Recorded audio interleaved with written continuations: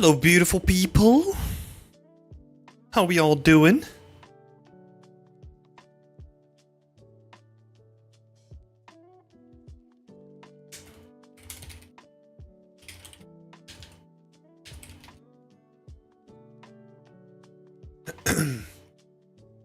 Sending some messages. Hope everyone is doing well. Ready for another Whip Wednesday.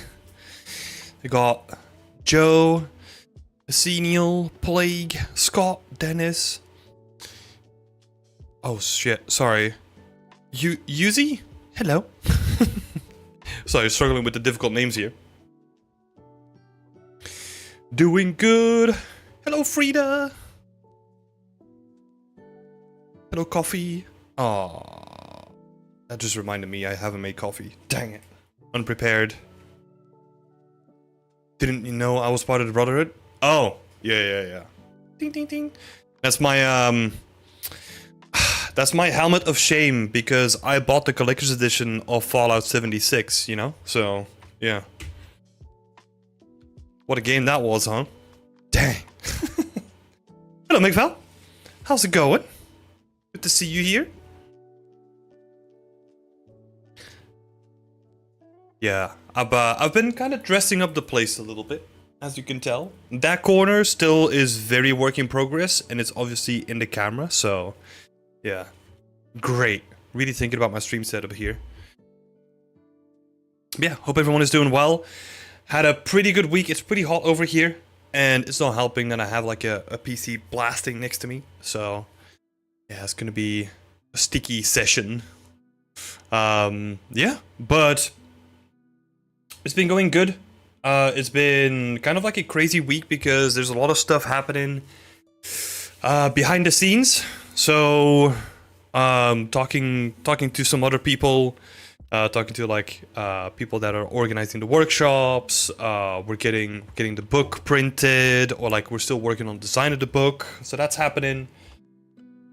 Then like spent most of the weekend just like sorting out like the space a little bit. Yeah. What else is happening? Oh yeah, we're going on a little birthday trip to Belgium, so we had to schedule that and plan that as well, which was like more chaotic than expected as well. So that was fun. It's environmental storytelling. Exactly. That would be good. Maybe I should buy like one of those cheap like plastic skeletons and put it in the corner, you know? Oh, put it in the corner in like a sofa with like a cigar in its hand or something like that, right? I actually like that idea. Not gonna lie. That would be cool.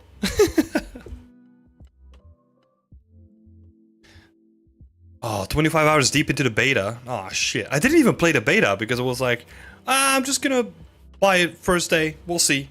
Oh, God. Regrets. But hey. I love it. Yeah, that could be cool. Yeah. We'll see. Isn't it nice to be in Belgium because you don't need any sunscreen? What do you mean? I get burned from like the sun that's not even out. So I always need a sunscreen. Like, even when it's a cloudy day, I still get sunburned. I don't know how I do it. Like, I think that's just like, I don't know. I think it's a combination of Belgian genetics and like hermit lifestyle that just come together and form this like bond over like me getting freaking sunburned by the lick of the sun.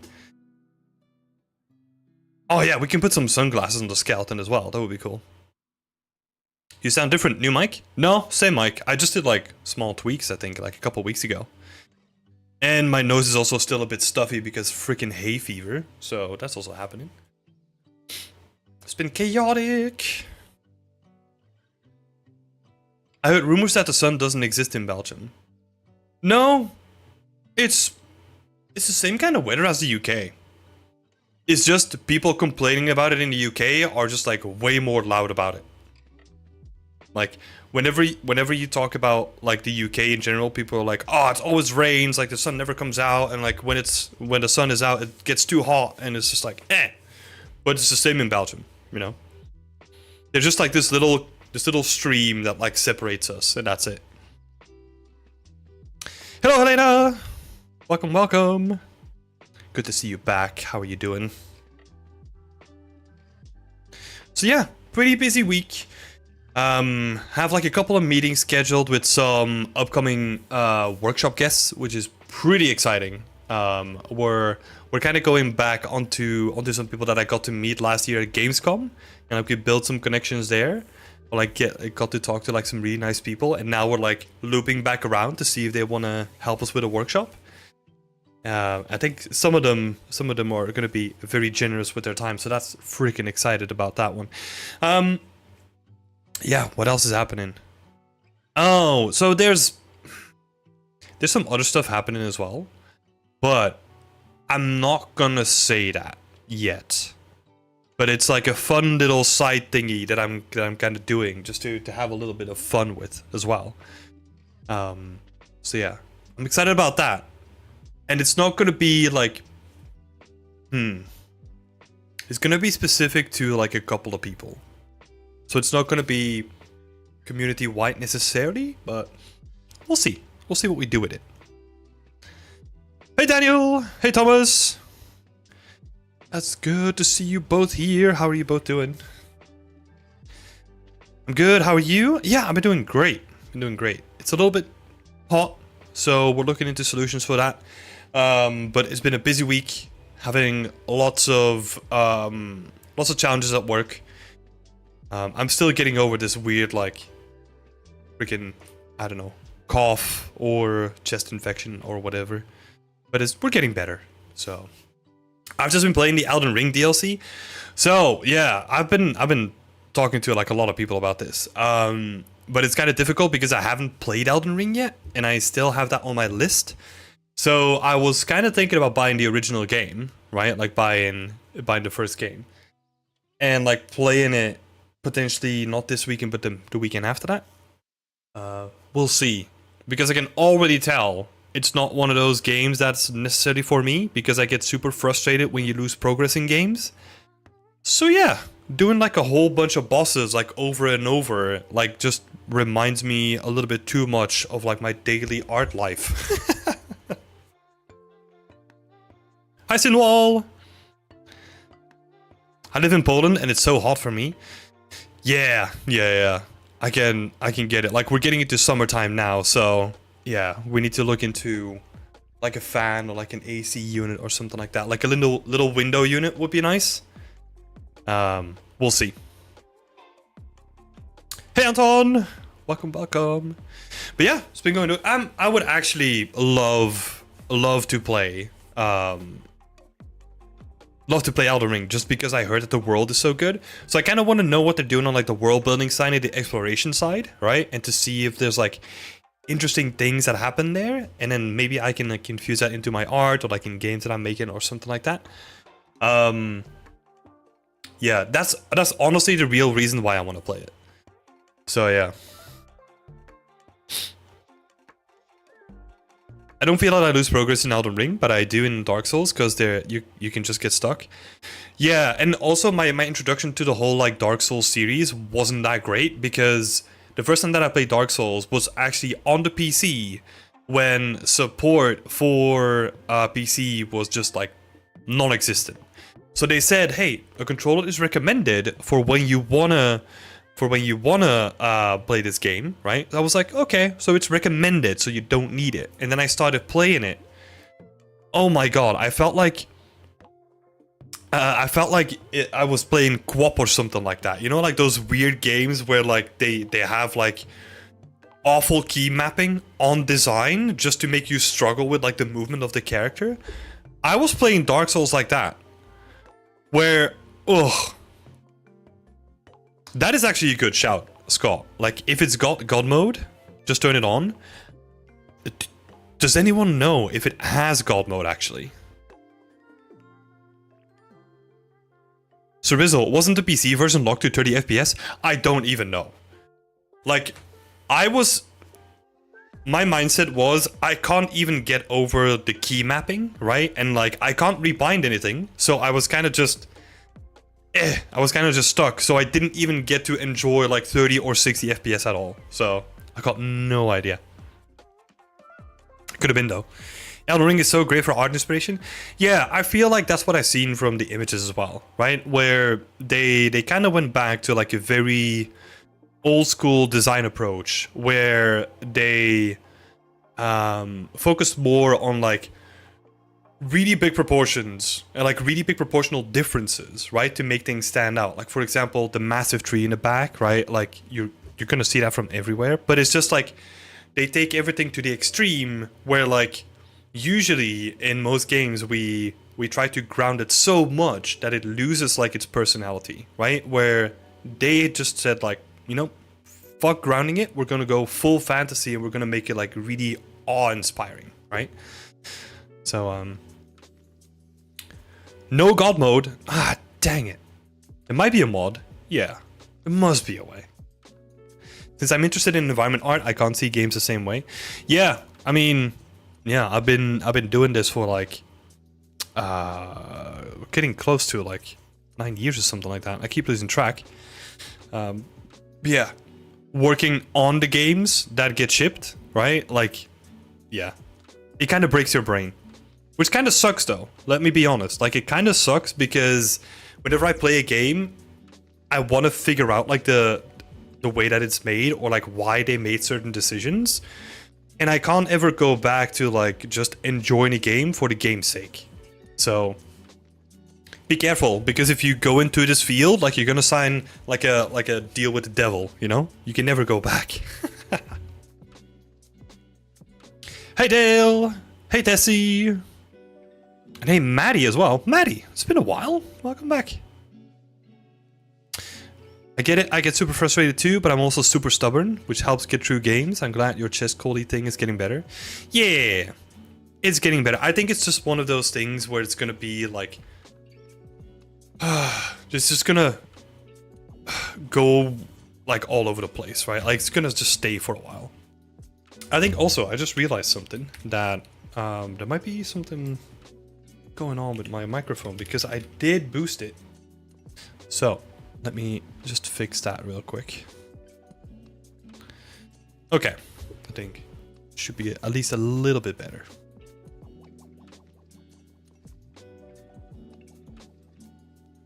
Let's see. We'll figure it out. If my audio quality sucks, please tell me so. Jay! Yo peeps! Hello Jay, how are you doing? I'm learning, but I look at grass in every game to figure out how it's placed. Oh, yeah. Grass is usually placed like procedurally. Right? The grass looks different, but like placing grass is super simple. There's so many ways that you can do that. There's usually like automated systems, or in certain cases, like you can paint it on the terrain, right? YouTube compression is terrible. It might also be something with my mic though. So let me, because I did boost it because for some reason like Windows like screwed it all up again. So let me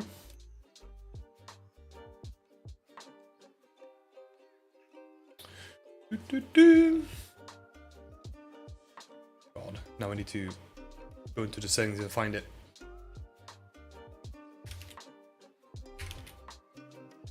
Keep forgetting where it is as well.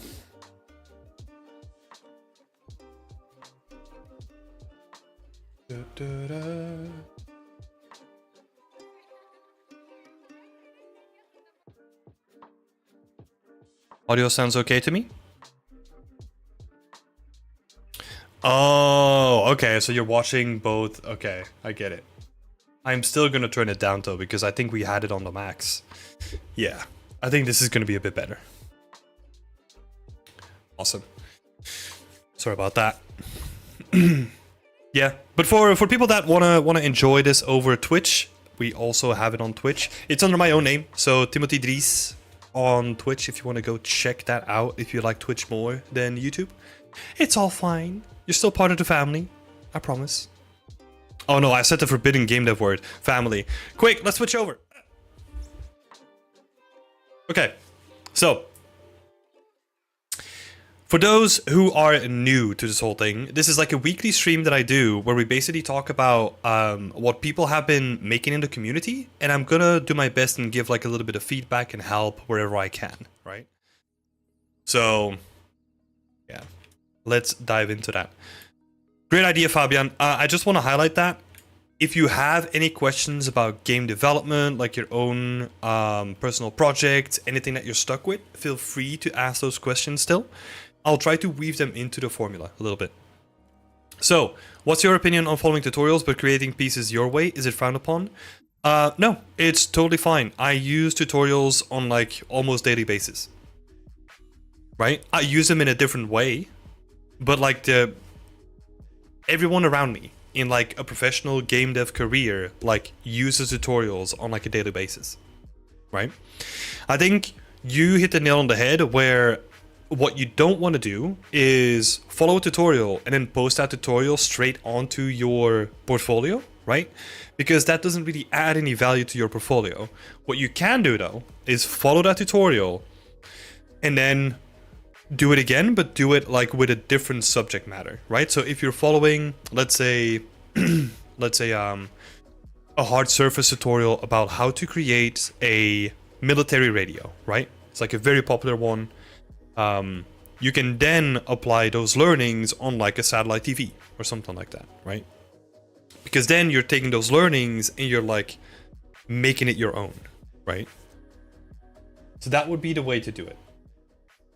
Like you could potentially still put like a tutorial on your page, but then you just mention that that is from a tutorial, because the issue usually comes from whenever you try to hide that it's a tutorial, but we're in the same field as you are, right? We watch the same kind of tutorials. So if you then lie about like hey, I didn't follow a tutorial, this is mine, but we know what the tutorial is for and it's exactly the same, we're gonna call you out on that. And that could cost you like a potential job, right? In a job interview. So you don't want to be in that position. Just be open about it, and then make it your own. That's a good question though. A very good question indeed.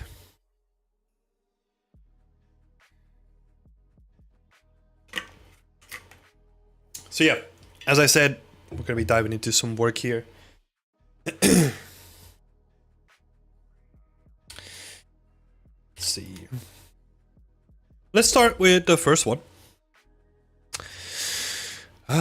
Fabian is adding a little bit to that question though. So you feel like a fraud not knowing exactly what I've learned and then adding it to my portfolio. I wanted to get to the stage that I don't follow along. Yeah, that's like the goal, right? But that's why you kind of like, you're gonna go through a phase where you're gonna follow a tutorial to understand all the steps, right?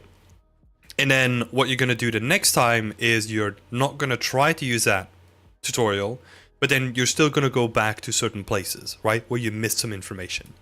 And then the more you do it, the better you're gonna get at like making things your own, right? And staying away from the tutorials. And then for the next thing, you'll do the same, right? First time for everything, you're probably gonna use tutorial. And then afterwards, you're just gonna make it more and more your own, right? So yeah. That's totally fine. Okay. First one up, we got David.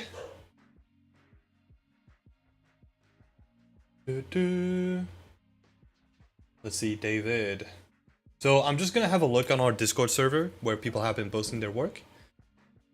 And David is working on a wagon project, which has been dormant for quite a while. But, I mean, I know the pain, so I shouldn't be commenting on it too much. I think it's been like at least a couple of months since I touched any personal work. As long as we get there in the end, right? So, David in the recent update has redone the lighting and getting close to calling the scene finished. Any feedback would be appreciated. Okay, cool. So, what I would say first of all, and obviously the color is going to be a little bit different on the screen compared to what you see on the stream, right? So we got to keep that in mind too. But you got to watch out with how many of the values are currently like really blending together, because it's really hard, especially on the stream probably, but even still to a certain degree on my screen to see what is happening, right? It's just all dark values that are blending together.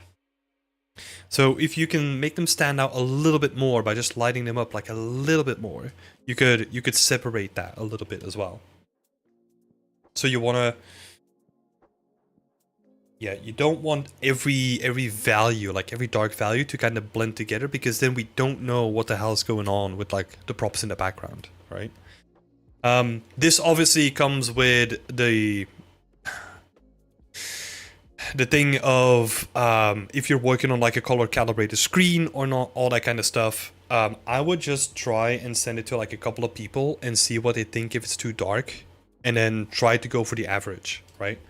And lean towards like making it a little bit lighter than you potentially should be. But it's obviously a balance, right? So that would be the first thing that I saw. So the values are blending together.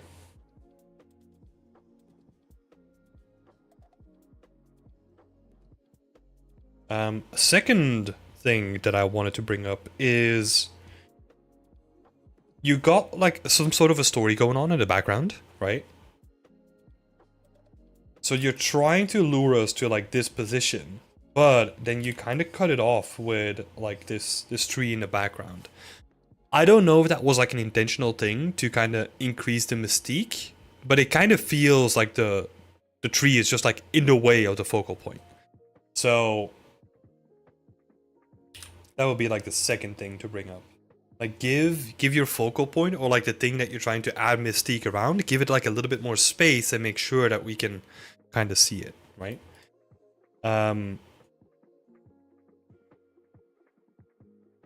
So we want to clear this space a little bit.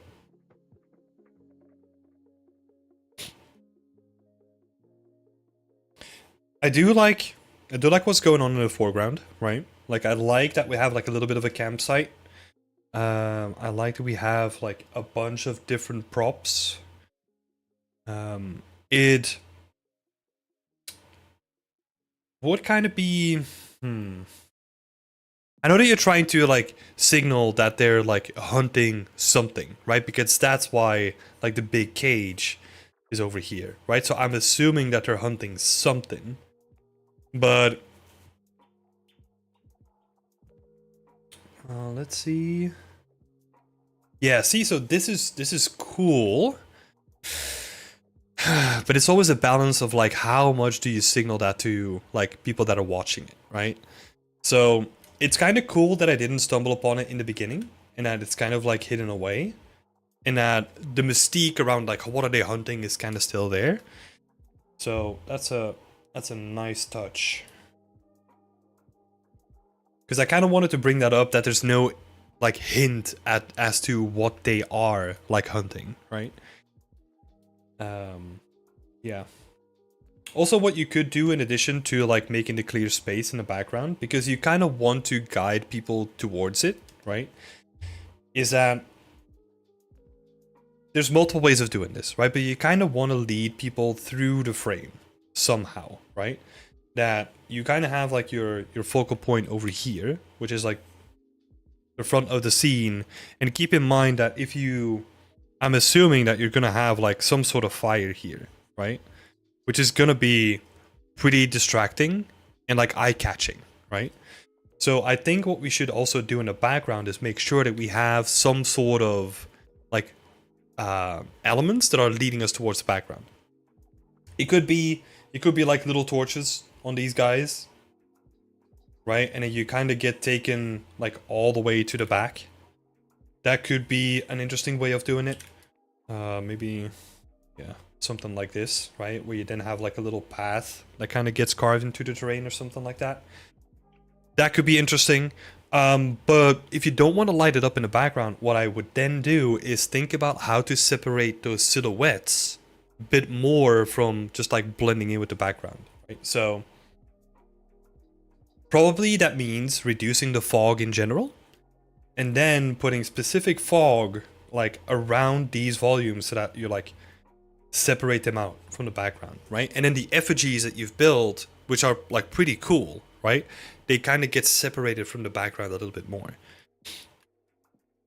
This is like if you're looking for inspiration, right? This is stuff that I get from concept art. Like concept art does this amazingly well, where they try to pull things out from the background, and they do that by blurring the background or like separating it with like fog sheets, all that kind of stuff, right? So you could do like the same sort of thing here with these guys as well. So number 3 would be like lead the eye. And then you can do that with like fog separation. You can do that in so many ways, but that's like a way that isn't like using torches to light up your path, right?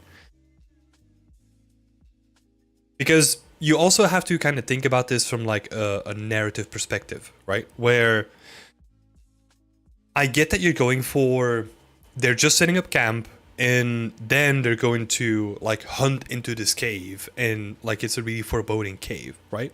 That's cool, but that also means that you can't really use any torches unless they've already gone into the cave, right? Because they would probably be the people that would set up the torches, right?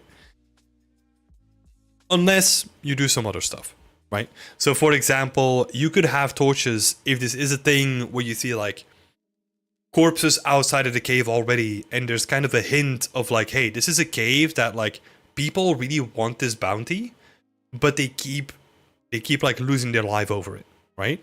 So you could then like indicate that with like corpses and bodies along the way, and then maybe someone dropped a torch or something like that, right? You could kind of tie that into the whole thing. That was loud. Thanks, Joe. I forgot that I had it turn it up all the way. Yeah. So, but I would say leading the eye, and then you can do that with so many things, right? So we talked about fog, etc. You can do so many things with this. but making these guys like stand out is gonna help a lot as well. And again, think about like the sequence of like where you're trying to direct people, right? So what you could also do with the path, for example, is you could have like your fog,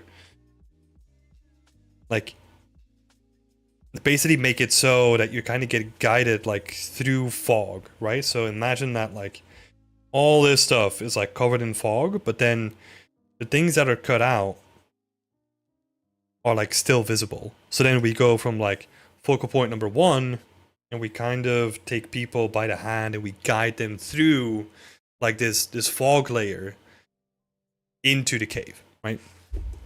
The way that I think about this always is I think in like very simplistic terms, right? So when I say fog layer, I'm using the fog as a tool to separate the values from each other, right? So with this kind of technique, I am making sure that like the path that the person is going to take visually is darker than the path that is surrounding it, right? Because I'm thinking about it in terms of contrast of values, right? So you can kind of use that in that way. But that's what I would say. You can do that with so many things, right? You have so many tools to play around with that you can really work around with that. And I would definitely play with the fog because it adds so much mystique and so much mysteriousness to the whole thing, right? So I would definitely do that. Joe is over on Twitch gang. It's still not showing up though. That's weird. That is weird. Okay, we'll have to look into that. Cool, but I hope that helps, David. Yeah, let's see. So I would say, just a short recap, just light up the space a little bit more so that all the dark values don't blend together. Clear up the space for the focal point, right? So that we can kind of see what's happening in the background. And then make sure that we get led to that focal point in some manner, right? Yeah. And be really deliberate about this, right? Like the way that I do this is I work inside of this viewport. So I'm not moving the camera around. I'm just in this viewport, right? Like the screenshot that we have here. And then I just select like individual pieces and I just move them like in a very specific way so that I can kind of carve like what I want to carve. So for example, the fog, right? I would really do that from this view rather than going into the scene, moving it, and then going back to the camera. Or if you have two screens, even better, because then you can make one camera angle. You can make that like your main viewpoint, and you could see what you're doing on the other viewport, right? Use those tricks. Yeah. Good stuff, David. Like, I know it's been a while, but I really love this scene. Right? It has a lot of potential, and I'm glad you're back on the horse. Because, yeah, you're working a full-time job, all that kind of stuff as well. So, yeah, just glad to see this this scene back on track. Nice one. And then for everyone that's participating today, I will post the overpaint and the screenshot like in your respective threads on Discord as well. Hello, you breakable. Welcome, welcome. Scott is chiming in on what Fabian was asking before. You could also follow the tutorial, but make a similar thing that is not the same thing. And then you could post it without anybody highlighting that tutorial. That is true. That is true. It's also a little bit more difficult, right? Because it's so much easier to just follow along and do exactly what they're doing. But that's a good shout. You could definitely do that too. Yeah. Appreciate the question, Fabian. Right. Next one up, we got Ricardo. So let's have a look at what Ricardo is working on. Currently working on a big forest project directed by a tutorial from Michael or Michael Gerard. Oh my god. That hurt my throat a little bit. In this thread, I would like to share my progress from this point on, but the whole thing is taking shape. Yes, it's looking like it's taking shape. Really nicely done. I love the improvements, what you have done already since the first post. That is an awesome job. I also like that we're getting like a little bit more openness compared to what we saw in the beginning, right? We haven't really looked at the beginning, but I kind of want to break that up, like bring that up as like a point of comparison. So yeah, this was it in the beginning. And then this is where we are at now. So I feel like the colors are way better. I feel like the variation that you have in the foliage is also really good as well. So you're off to a really good start. So the question is actually about the composition. So how can we make the composition better? Right?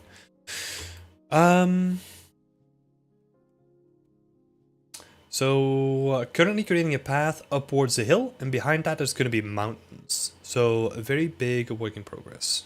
Awesome. So most of the trees will move to the side. Ground foliage along the path, and I found some cool pillar structures which I want to add. Okay, so there is a picture here of some cool pillars. Hello there, SA! So we got these cool looking pillars. They are looking nice. I think honestly they're like a part of a fence or something, right? Because you can see like the full construction at the back of it. Is that what's happening? It's cool regardless though. So what I would say there is try to do something. If you're gonna do these little cool pillars or structures, right? I would honestly just do that as like a focal point. I can kind of see if you say that you want to have like a path that leads up a hill and you have like mountains in the background, right? Why not turn it into something of a shrine or something like that, right? Because you wanna make like a little you want that little structure to be there, right? You have those cool looking pillars. What I would honestly just do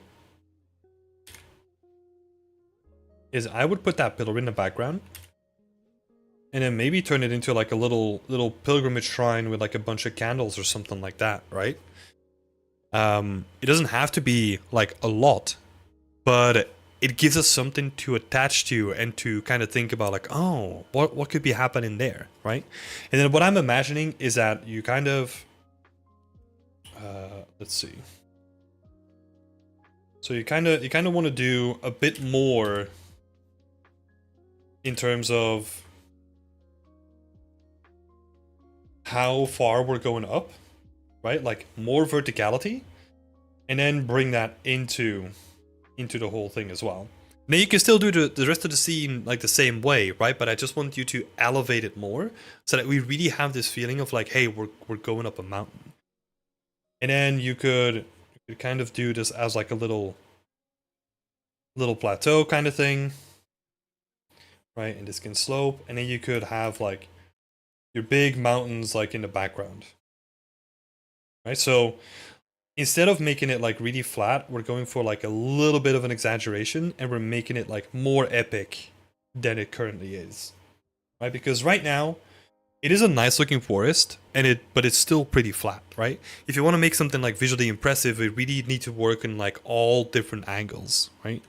So that's what I would do here.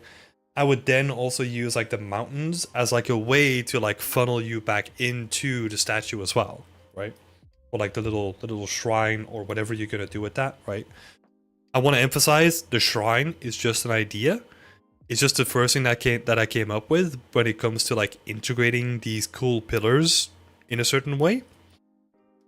You can still use them as you intended to do, right? So you could still have them like on the sides here.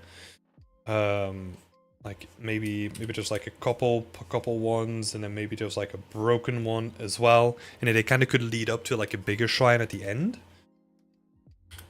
Yeah, I would definitely try to like integrate something like this more, and then you kind of use the mountains to kind of pull into it as well, and you can start pushing in like a couple of trees as well. So same like you're doing here, right? But I'm kind of using them as like tools of like, hey, I want to make you go on like a visual journey, right? So we're going up this little hill over here with like a shitty made staircase, and then we have like the foreground like separating it from the background with like these mountains. And then we could open up the path a little bit more by like angling a lot of these trees and kind of using them as like a way to then constrict like how far like a person can view things, right?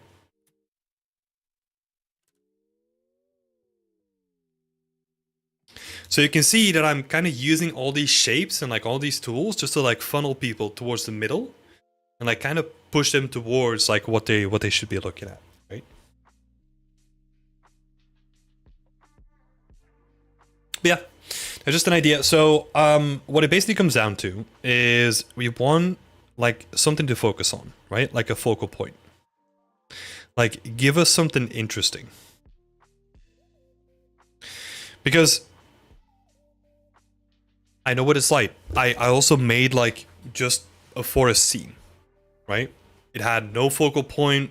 Like I tried to do something with it, and I got lucky that I was really good with like the lighting in that scene. But you gotta give us something, right? So make us look at a focal point, and then yeah, use that focal point as like an interesting narrative element as well. If you're thinking about sculpting additional pieces for this project anyway, right? Again, I want to emphasize it doesn't have to be a shrine. You can do whatever you want with it. Like the shrine is just like the first thing that came to me because I don't want to distort what you want to make, right? So yeah. I hope these cribbles make sense because it's getting a little bit chaotic, but yeah, the way that I kind of look at this is I know that I want this side to be open. I know that I want like some sort of path like leading you down there, so I know that this section of the frame is going to be pretty much open because I can't really put like any trees here because that's going to block my view, right, of the focal point. So I'll have to come up with like some sort of solutions to then be like, okay, maybe this is just gonna be like a couple of rocks and maybe some bushes, and then from this point it turns into trees again, right? And then you can like work with like really nice angles on these trees as well.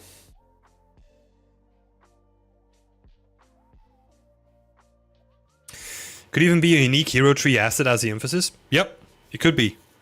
That could be awesome, right? If you want to stick with like your learning goals for the project, that could be a great thing too. Just having like this really unique looking tree, maybe with like trinkets hanging from the branches or something like that, right? To make it really unique. Could be cool too. Could be awesome. Yeah.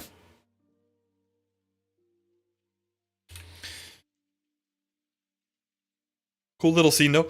I do like all the foliage that you already have. One thing that I will say, I know that you're still working on it, right? But I can't stop myself. Is that find ways to blend things better along the edges of the road, right? So usually, if you have like, let's say this is the side of a road, right? And I have a road going here. What you want to do is you want to have big clusters that have like all the different sprites. And then you kind of want to work your way down to like little clusters that only have like a couple of sprites. Right? So that you could have like a gradient or like a slope around the edges. And then you could kind of have like a lot of variation because you aren't going to get a good effect if these guys use the same mesh as this one. So you kind of want to have... You want to make sure that you have variation in your atlas of, like, let's say, keep it simple, right? So this is like your texture. You have like your big generic one. You have like maybe like a little variation of that, and then you have just like a couple of just smaller ones, right? So that you have variations for like all the types of grass that you want to scatter.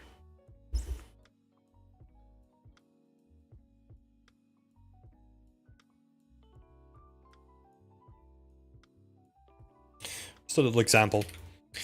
Yeah, but I hope that helped. Great stuff so far though, Ricardo. Really, really nice job. Like I said in the beginning, I really like where the colors are going, right? It feels like a very natural scene, very naturally lit. If you can keep this up and just keep like the quality up of like all the foliage, it's gonna be good. Question: does a multi-material blend node in Substance Designer not work without an ID map? That is a very good question. I actually don't know the answer to that. A multi-material blend node. I don't think I've ever used that node. So that is a question for Google.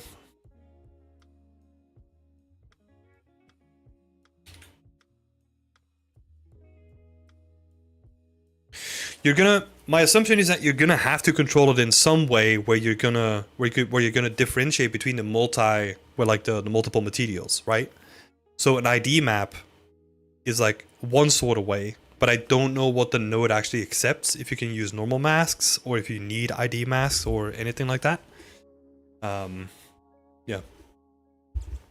Because if it works like a multi-material, like for example in Unreal, then you would need some sort of way, like an ID mask, to like differentiate between, and then you can pick the colors of the ID mask or the ID map. That's the thing. I can't find any good answer. Yeah, thanks anyway. No worries. Happy to help, even though my help was useless. This is a good example. Let's take it back to one of the first questions that we had. This is where I would look up a tutorial, right? I'm gonna skip Smling today because Smling didn't have any questions. So I'm not gonna add too much here. Smling is just like chipping away on the blockout. Almost done with the white boxing. We're using a lot of assets as well, as we can see. So I'm happy to see that. That's gonna be good. Yeah. A quick example that I'll bring up. Sorry, I can't stop myself. With these folders, think in a modular way, right? Where you have your base folder, right? So let's say that's your folder. You probably want to have like different name tags or like, I don't know, different stickers or something like that to identify them separately, right? Separate all these out and have that on like a texture sheet as like a separate little section, right? So you could almost have your folder here, and then you could have like a bunch of different tags like on the side.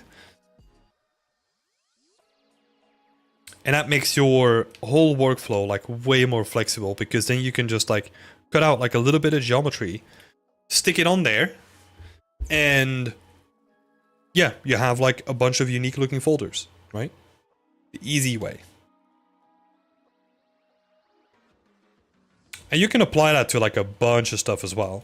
You could do the same thing with the mugs, right? If you want to go for the work environment that just has like a bunch of different mugs, you can do that with mugs as well.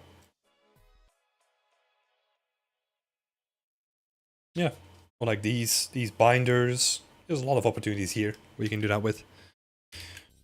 Yeah, that's all I have to say. Good looking block out. Keep on going, Smling. That would be a very heavy asset environment. Yeah, it would be. That's why we kind of pushed for this like last time, right? To like really nail down the amount of assets that you would need and how much reuse you can get out of it. That's why I'm pretty happy to see the little breakdown that was there, like the overview of all the modular assets inside of Maya. So yeah, that was good to see. It wasn't too crazy, because let's be honest, most of those assets are like very simple to make, right? Like a folder, a binder, all that kind of stuff is very simple geometry. If it was like a mechanic shop, right? We're talking about like a whole different beast then.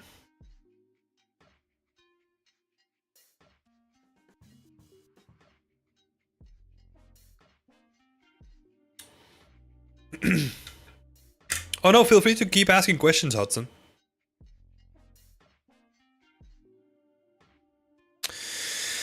How do you do decal trim sheets in Substance Designer if you don't use a material blend node, unless all your decals will be the same color, buffness, etc.?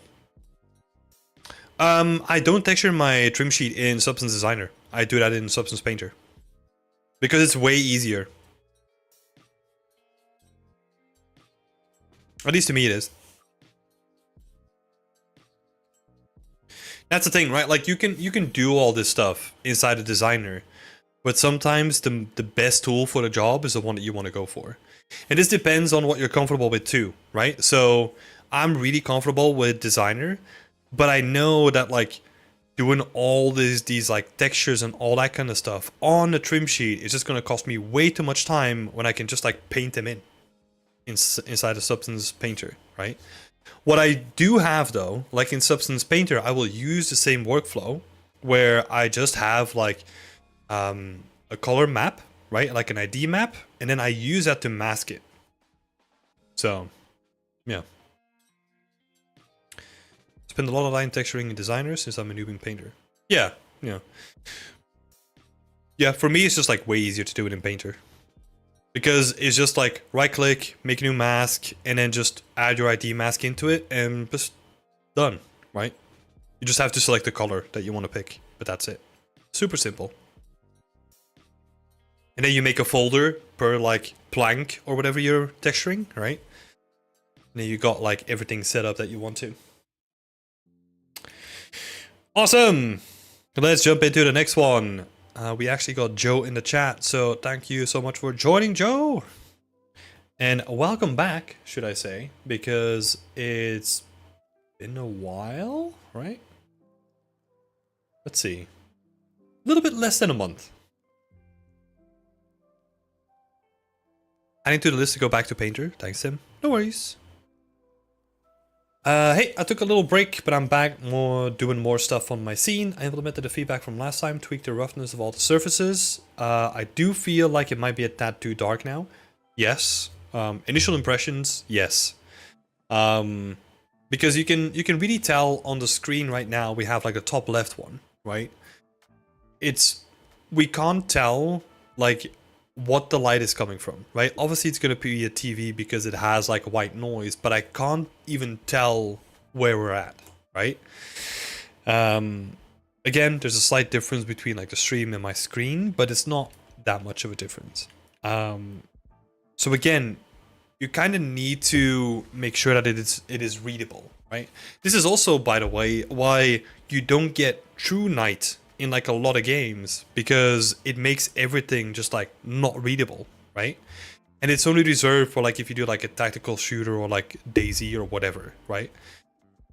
Where that is actually like an element that you can then use in the game. But for other games, it has no use. Like for example, if you look into like Assassin's Creed and like the way that they do night, for example, like it's still like really light, right? Because that gives you like more control over how you want to present your assets still. It's not just going to be like black, right? So let's make a note of that, because I do think you're 100% right. So too dark. And again, you can really play with that bounce light, that really nice bounce light that you have from your TV, right? You can kind of just let that bounce more in the environment, right?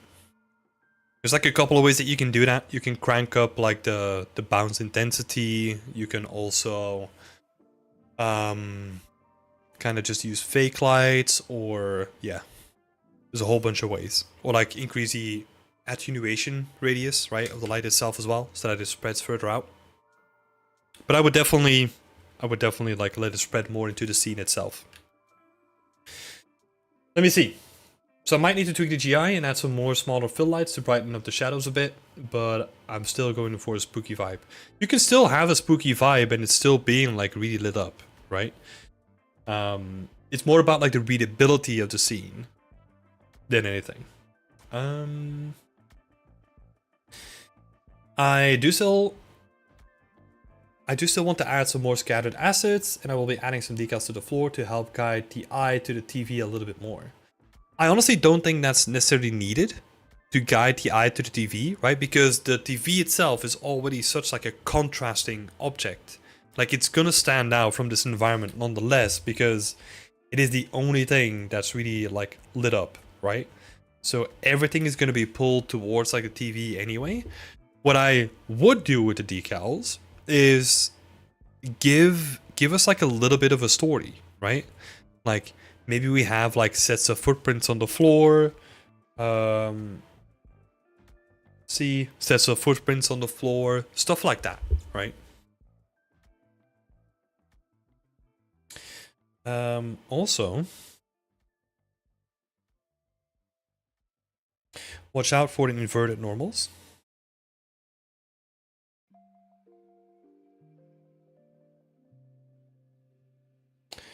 Keep that in mind, because they might be going the wrong way. And that just means that you need to flip your green channel, right?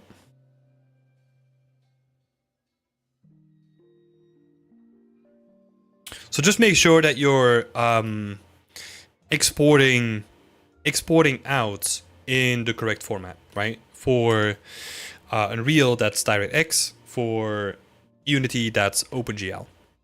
Difference there is the green channel of the normal map is just flipped. That's the difference between the two. The reason why I mention this is because we have like a light coming from here and it's creating like a highlight on a section that I don't expect to be a highlight on, right? Because usually if we're looking at like tiles, right? This is the way that tiles work, right? So you have one tile, like a little bit of a grout between them, and then another tile. So if we then like extract that through 2D to make it simple, the highlight is going to be on this edge, right? But now the highlight is on this edge over here instead. So that means that it's bulging upwards, which is the incorrect way around. A little bit of a side tangent, but yeah. Let's see. So, like you said, more GI. I think that's a good shout. Oh, let me do this as well. That's what I was missing. So let's see. So the decals is a good thing, right? So we were talking about decals. So decals for just generic clutter, right? Just like dirt on the floor, all that kind of stuff. And then try to do something with the story as well. Try to indicate something, right? Yeah, that's what I would focus on for the decals. I have also updated the stairs as I wasn't too happy with the way they were looking beforehand. I feel like adding some more story elements around the stair and having the school logo on the floor with a pentagram drawn in blood on top of the logo placed at the bottom of the stairs. Okay. Did I crop the stair shot? No. Wait, is this the stair shot that I have? I'm gonna be honest, like the framing of the stair shot at this point, like, is not good. We're just focusing on like a staircase, but it's just like there's nothing really happening, right? I also don't think that it's necessarily like the best idea to do it on the staircase. To me, it almost adds like more intrigue to the whole thing if we can then have like a simple doorway or something like that, right? Imagine a frame, because we're trying to think about like the mystique, right? You're trying to give this a horror kind of vibe, right? So you're talking about like a pentagram with some candles and like all that kind of stuff. Imagine if we then do, instead of doing it on the staircase, imagine if you have a screen like this, right? So you have your frame like this, and then in the middle of that frame is going to be your doorway. And then that doorway is going to be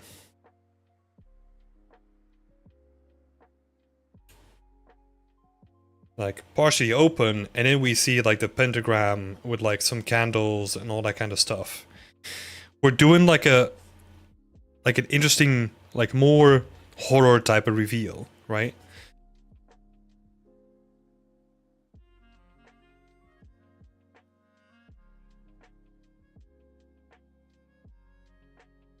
So, well, sorry.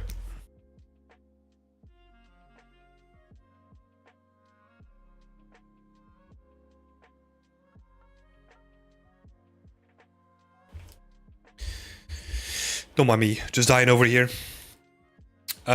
So this is probably going to be like a more interesting shot because actually the environment is working in conjunction with what we want to set up, right? Because now we kind of have like an interesting reveal and something is happening here, right? And you can kind of control like the environment in like a really easy way by just like opening the door and like revealing more of it or something like that. You could almost have it as like a little sequence, right? Where you have this one as like the first shot. And then we're kind of seeing, I don't know, it's like a little trail of blood or something like that. And then that takes us around the corner. And then we see shot number 2, something like that. And then potentially shot number 3 could be like inside of the room, right? Where you're like, maybe you're standing in like the door frame and like you're looking into like, I don't know, like a pentagram filled like room. Right? You're looking at the ritual itself. Tim, don't die. I'm trying. Something like this, right? I don't feel that the staircase is like necessarily like the best environment for the story that you want to tell, right? I feel like if you want to do something with the staircase, you need to do something with the height difference as well, right? Which could be, I don't know, it could be like a whole bunch of cases, but like, yeah, I'm not going to talk about that on YouTube, you know? I'm sure you're going to figure it out. But yeah. That's the way that I would approach it, right? And then I'm thinking like, oh, just a really dark hallway, and then having like a really strong like red light coming from all the candles, just like spilling underneath like the door a little bit, like that would be sick, you know? And then you can make it like the principal's office or something like that, right? You could have the sign up there with like the principal's office, or maybe you could have like a trophy cabinet on like the right, where they have like all the trophies and all that kind of stuff. You can play around with the elements, right? But I don't think like the composition of the staircase is going to give you something like really interesting.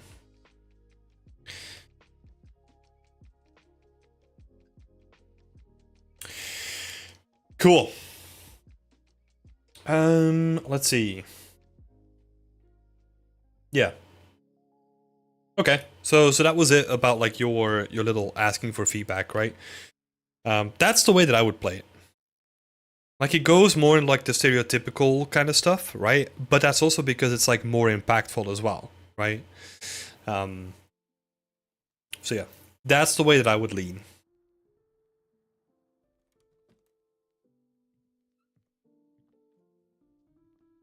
Yeah. I'm trying to think like something with the staircase, but I don't know. I feel like what's gonna happen with the staircase is that you're currently trying to make it more interesting, whereas like it's not really interesting as like a foundational element, right? Whereas like a hallway with like a slightly open door, you don't even have to fill up the room to already kind of invite like people in to be like, oh, what's behind that door? I don't like that door, you know? Especially if this is like shot number 1 over here. Like people are already like uneasy, right? And then you show them like a slightly open door and they're like, oh god, I don't want to go in there, you know? So yeah, play around with that a little bit. Cool. I hope that was helpful, Joe. And you can still do like all the elements that you're playing around with, right? That's awesome. You can just integrate them in like the... Again, I want to emphasize this, right? It doesn't need to be that specific door with that specific composition. It can be anything else, but try to think about like, or try to get inspiration from like movies or like stereotypical horror scenes or something like that, right? To draw inspiration from. Yeah. Awesome. Thank you, Joe, for the update, and I wish you the best of luck, man. Alright, before we dive into Andreas's work, let's see. Junie, hey, welcome. Lovely to see you here. I hope you're doing well. Dennis is saying you can make everything into different graphs and export all the maps that you need with the outputs in one main graph and then blend it separately, base color with base color. Yeah, you can, but that's gonna be annoying. Like, I think honestly doing it with like a multi-material blend or something, that should work. You just need to figure out what kind of import it needs, right? Or like what kind of input it needs, not import. Is college necessary to become an environment artist? No. It's not. It does require a whole bunch of discipline, and that's what a college is good at offering, right? Because you have to sit down in class and you have to be there. Well, ideally you should. Yeah. Because you can do this stuff by yourself and you can learn a lot by yourself, but it is more difficult than going to like an actual uni or college or something like that, because they provide you with the structure to work within, right? And then from that point, you kind of have to decide for yourself if that structure is what you need, or if that structure is like too much financially, or whatever it is, right? No worries, Joe. Happy to help. Sia is saying Andrea stays winning. Hell yeah. Andrea's making some really good progress on this. So let's have a look. What was Andrea saying? Where is his post? Dude, there's like a whole freaking book in here. More questions at the end of the message. Okay. Let me skip through this, right? So, you wrote a little bit of a story. Okay, that's why it's pretty long. Dungeon is managed by a lich who employs his servants to manage the prisoners on a day-to-day basis. Okay, let me write some of this stuff down, right? Because we're gonna see if we can riff on that a little bit. So, lich is using prisoners. Right, so lich is using prisoners. Oh, let's put this above it all. The harsh environment and unresting guards combined with an elevator activated from the top makes escape impossible. Okay, yeah. The one in its internal attempt of staving off boredom has the prisoners fighting in an arena against each other or beasts. Okay. Cool. Okay, so at the bottom there's an arena. So that's an interesting thing that we can play around with. Your constant sacrifice has been added to the benefit of feeding souls to the ancient, imprisoned beasts that the necromancer hopes to gain control over. Wait, their constant sacrifice has the added benefit of feeding souls to the ancient... Oh, sorry, I read that wrong. Ancient imprisoned beast that the necromancer hopes to gain control over. Okay, so I'm assuming that that is what that is, right? Cool. Okay, so there's a couple of layers here. It's cool though. So there's just a beast, right? So people are fighting in the arena, and then the blood of the arena is used for feeding the beast. Cool. There's a couple of interesting things here already happening, right? There's a couple of basic questions that I still want to kind of figure out, right? So, they're still prisoners. Do they do something, or do they just fight? Like, do they have like other things to do as well? So let me focus in on the prisoners first, right?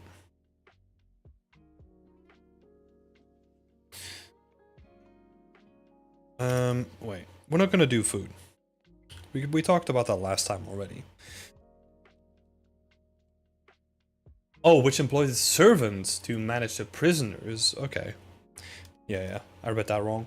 So, the prisoners. What do they do?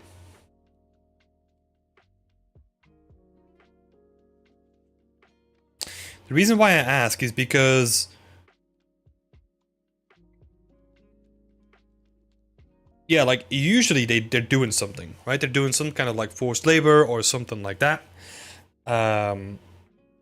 Especially if it's, like, in a universe that doesn't give a fuck about these people's life, right?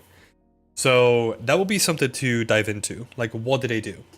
The harsh environment and unresting guards combined with an elevator. Okay, yeah. That's cool. I think that's gonna be more in terms of, like, the weather, but... yeah. What is cool, though, is the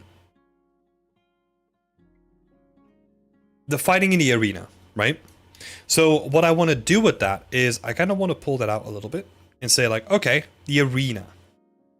I want you to identify, like, a bigger visual difference between the arena and what is not the arena, right?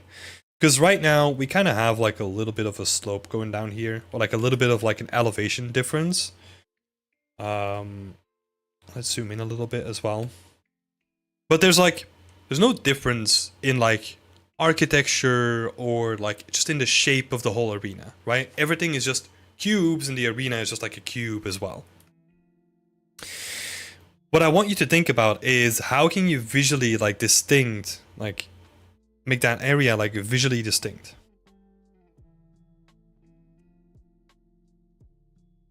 And that leads me to, like, feeding the beast, right? Because there needs to be some way that, like, hey, all the people that are gonna be, like, I don't know, at the bottom of this pit, like, they just want to be able to just, like, I don't know, scoop them down, or, like, maybe the beast feeds us their blood or something like that.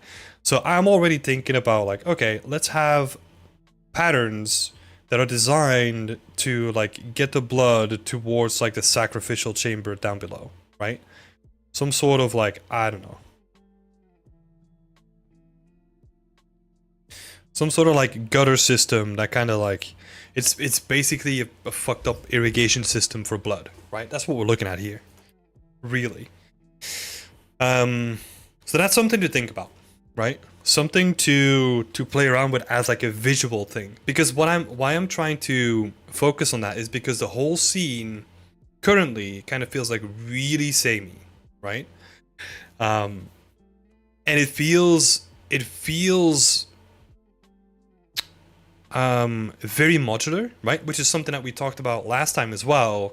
But I want you to think about, like, visual things that you can infuse into your idea to then make it visually distinct and add, like, certain types of areas, right? Because think about our conversation from last time, right? You're making this as, like, an asset pack, but I feel like at this point you're just leaning way too much inside of, like, the asset pack thing and trying to go, like, full modular, which also makes it, like, really sterile, right? So what is, like, the visual layer on top of that to make it distinct from, like, all the other stuff that's going to be on the marketplace, right? So think about those visual distinctions here. So you can do like a lot of cool things with this, right? Like, you're saying custom set of modules for the arena, let's go. Yeah, and then turn that into, like, okay, what do I need if people want to make an arena, just a standalone arena, right? You can kind of turn that into, like, an idea, from an idea to, like, a business kind of thing again, right? But yeah, there needs to be a separation between all these layers, right? So maybe there's also a layer, because we kind of have the arena, right? Cool. What do their living quarters look like, right? Like, what do their cages look like? Where do the servants live? Right? Like, what does that look like? Because I'm thinking about, like, a hierarchical system where, like, the bottom is literally just, like, all the prisoners, and then the layer above that, there's, like, a different layer that separates itself because that's where the servants live, right? And they have access to like a bunch more stuff. So you gotta really think about those things and try to infuse that in there. And there's multiple ways that you can do that, right? Like the bottom layer could be like really exposed, like almost no plaster, and it's just like bare brick, right? And then the layers above that is where you could see like that they're still like trying to maintain the plaster and all that kind of stuff, right? Also, think about it in a way where right now everything is made out of individual stones, right? Where are they getting those stones from? Because isn't this supposed to be like a pit? Right? Or is this like a giant tower that's just like hollow on the inside? Because if it is a pit, then it doesn't make sense that like the sides are built with stones, right? Because you would just carve that out of the terrain. And this could then, again, be like another idea that you infuse into the whole thing, right? Where maybe this is like a pit that got started at some point, and then they were like, hey, this is gonna take us ages, so we need like some sort of forced labor. And then they started digging like the actual pit, where you can just see the bottom layer. The way that I'm looking at it, right, is the bottom layer is literally just like a quarry with like an arena in the middle. Right, so this is all, it's mostly like just rough cut stone and all that kind of stuff. And then you have the servant layer above that, which is, it's a combination of a quarry, but then they're also building on top of it and making like little houses with like stones and all that kind of stuff, right? And then you could almost have like the upper layer where it's like blending with the terrain again, right? So you're seeing, I don't know, some sort of terrain coming in, something like that. Right? Because you need to again try to visually distinct like some of the elements that are gonna make this pack sell, right? You gotta push those a little bit more. And also just, I'm not even talking about like the pack necessarily, right? I still want you to make like good art, because that is the thing that sells, right? Or can potentially sell. Cool. That's like a whole big can of worms, right? Also think about, in the same sort of vein, right? Because we talked about living area, cages, like all that kind of stuff. Try to cluster those together a little bit so that you could have an area that is like, let's see. So you have like an area that is like, hey, these are like the isolation cells for like all the people that kind of fucked up during the night, right? So these are like all just like separate cells. And this makes this area feel distinct from like the other areas, right? Because now we have a specific area that's for separating the worst offenders, or maybe the people that are going to fight the next day, right? You can separate those off. And then you can have like another area that has like a different function, right? You kind of want to cluster those things more together and make them visually distinct again, right? Last thing that I'll say. I know that I brought this up on the big bridges. Now I'm going to leave it to you to solve how those bridges would work. Because those bridges are cool from just like a visual standpoint, but you need to be able to solve them in a creative manner as well, where they don't only look cool, but they're also logical as well. Because if you continue on with the idea of like all the stonework, right? Like a lot of these elements are built out of like individual stones. That is not going to work for such a big overhang, and it's going to look really shitty. Right? So keep that in mind.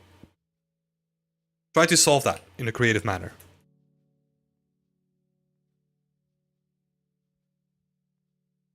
It's basically just how, right? Like, how does this work?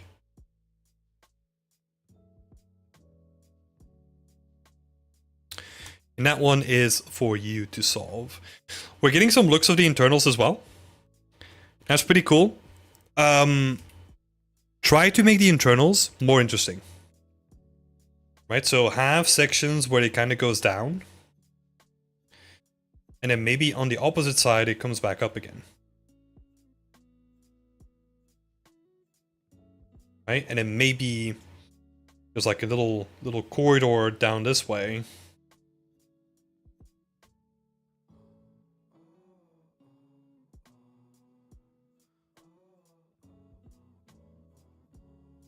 Right, so there's like a little corridor here. Try to make like this space like more visually interesting, right? Like I'm always thinking about, okay, we have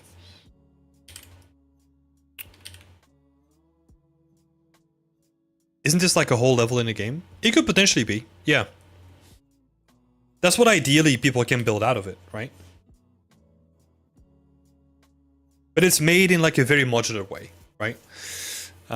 So there's a lot of reuse here. But yeah, make this stuff like way more interesting, right? Have spaces where you're not relying on like a straight modular set, but also have spaces where you have, I don't know, like a curve, right? Like a curved piece that kind of links up with like the whole grid. You can kind of have like a rounded section, something like that. Have like a couple of staircases. Yeah, try to make, this is a challenge with like any modular kit, right? Try to make something that is visually interesting with your modular pieces and keep playing around with them, right? Because that's where this stuff is going to be like really important, right? That you have, let's say, a section like this where there's like a staircase coming down. And then you have like this wall section that kind of goes up there. And then you can kind of imagine that you're coming around this corner and you're going down the floor again. And then you're going that way. There's like multiple ways of going like all over the place, which makes like it activates our brain, right? We wanna engage that side of the brain and make this space like more interesting than just like a corridor, right? So use 3 dimensions, right? Think in 3D. Yeah. I'll leave you to it, Andrea. A lot of challenges ahead. Yeah. Just really try to, don't forget about like the visual identity of it, right? Like try to make it really interesting while also making it like modular, right? Those two combined is where the magic happens, but it's also difficult, right? So best of luck and keep it up.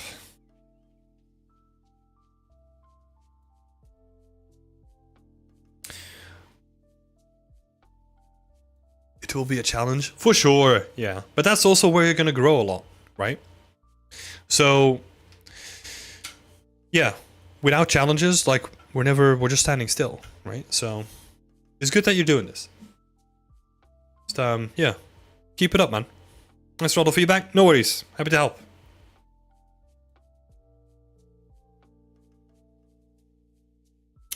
It's getting freaking hot in here because I have the windows closed as well.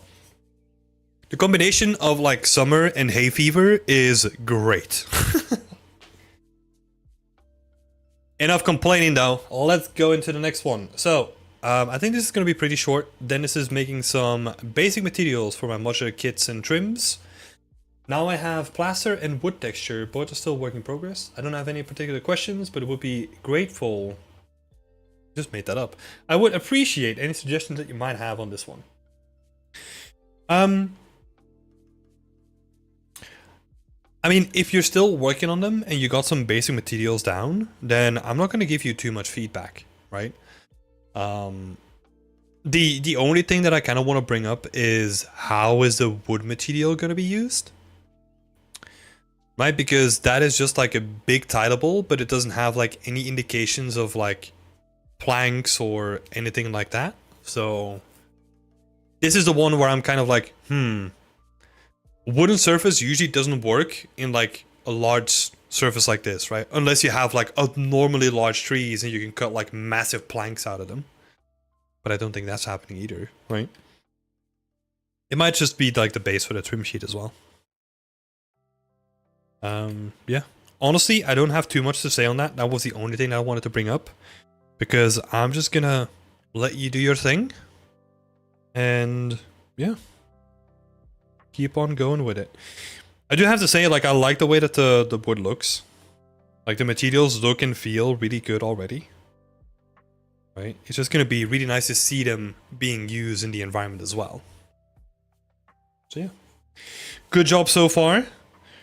I think also, like, really nice in terms of the hierarchy in terms of, like, noise, right? You have, like, bigger shapes and then smaller shapes and then, like, kind of small noise on top of it. So, good job on that. Because it's really easy to make these things, like, really noisy, right? Like, just straight up the bat. Yeah, you didn't do that, so I'll give you like a little star, you know? I don't know if that's a thing in like any other schools, but like if you did well in school, like the teachers, this is like, I don't know what it even translate to. Like as a kid, you would get like a sticker of like a star in your agenda, you know? Like if you, in your diary or whatever it's called, to prove to your parents that you did well at school. So yeah. You get a star from me, man. So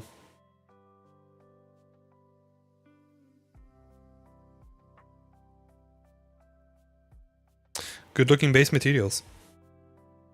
Great job so far. So keep it up. And then last one on the list is Thomas. Thomas just finished like an amazing project, by the way. Let me show it off. Like, let me show it right here. This was a part of Whip Wednesday like a couple of weeks ago, and has been continually. And like, Thomas basically got from doing this like the VFX way, and then completely redoing it like the game art way, which is freaking awesome. So, oh, did I just make that up? It's not Thomas, it's Tom. So great stuff on here.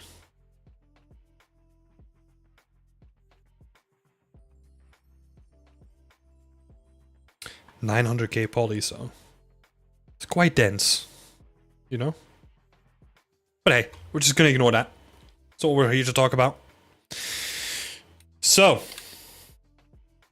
Tom is going on his next journey, and this journey is gonna take him into the strange land of environments. So, presenting a new environmental project, I'm hoping to showcase my skills more specific to environment art with this one. My goal is to learn Substance Designer and Substance Sampler, as well as make my own set dressing. Rocks, grass, vines, etc. Okay. Cool. I'm going for a peaceful scene set in the ruins of a 12th century building. I want to achieve the feeling of both the inside and the outside and nature in the same time by turning the main hall into sort of like a natural garden. I hope that you're only thinking about doing the inside and that this is going to be like your main screenshot, right? And then maybe do like a little bit of background foliage. I would not do like the entire thing and like do the outside and all that kind of stuff. I wouldn't necessarily go that far. Let's see. My questions. For the main soul wall material, I'm settling on a 2-part material. The first component is a very large and covers the macro normals, height, curvature, and brick mask. And the second component is a higher resolution granite texture that I can swap or combine as needed. Does that make sense for the application? For me, it was the best way to get the maximum amount of variation while keeping a good resolution. Very open to other suggestions though. Wait, let me try to break this down. So a 2-part material. First component is like a very large... What are we looking at here?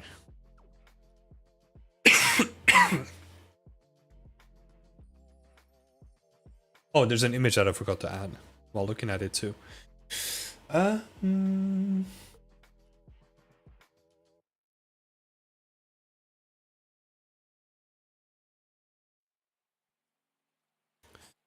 Let's see.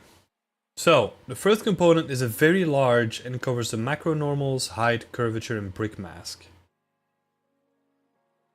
The second component is a high resolution granite texture that can swap or combine as needed.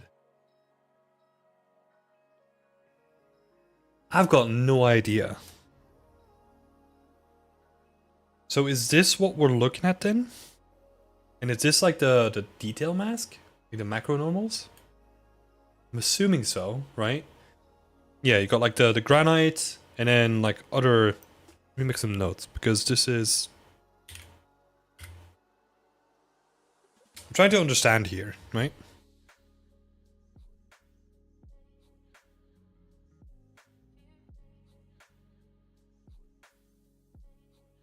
Well, it's not macro, it's micro, right? So, micro details. I don't get the additional noise variation. Yeah, let me see if we can break it down, right? What's happening here? Because I think what's happening here is that this is a base texture, right? Which is like pretty high in resolution. So we got a base texture. It's just the way that it's explained, like the first component and like two-part material, all that kind of stuff, is kind of just like screwing my brain a little bit. So we got a base texture and then we got the micro normals on top of it, right? So the two square swatches are the granite texture with the micro details. Yeah, so that's these guys, right? So these are the micro details. That makes sense. And then this is the base texture on top of it, right? So you're basically, what you're doing right now is you have a base texture and then you add, let me see.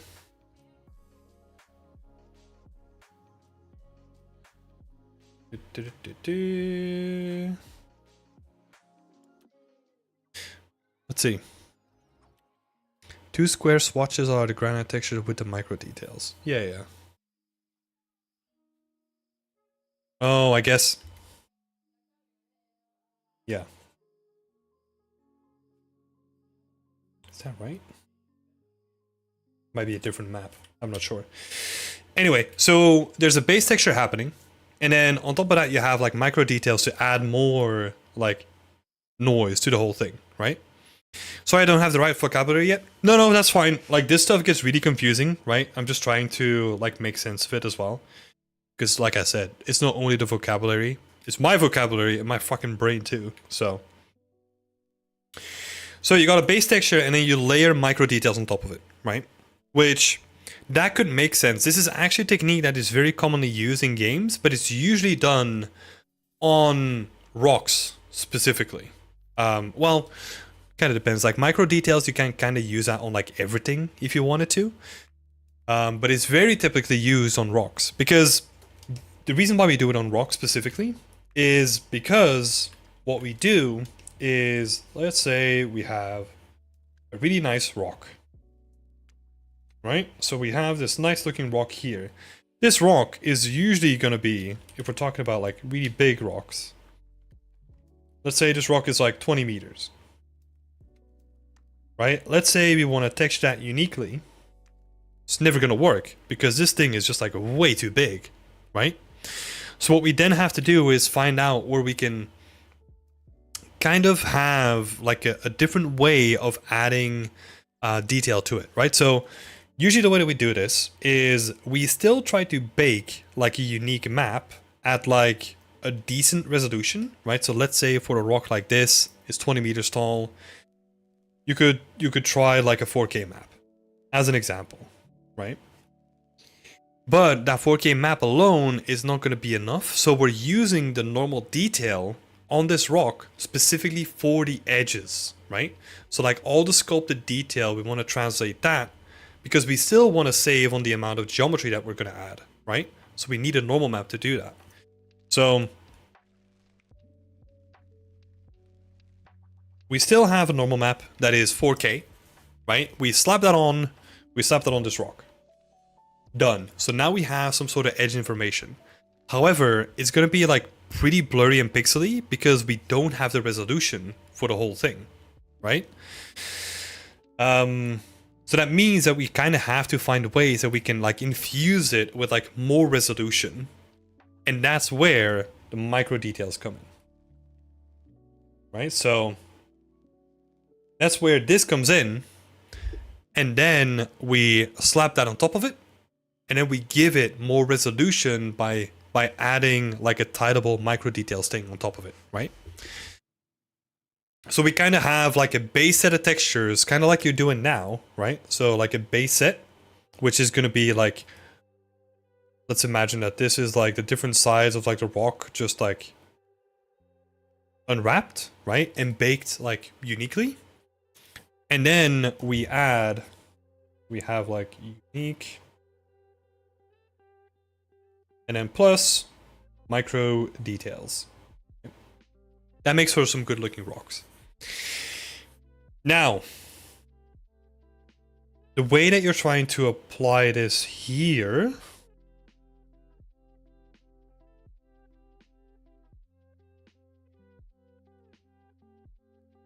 let me see. Because you're still doing something with like an RGB mask, right? That is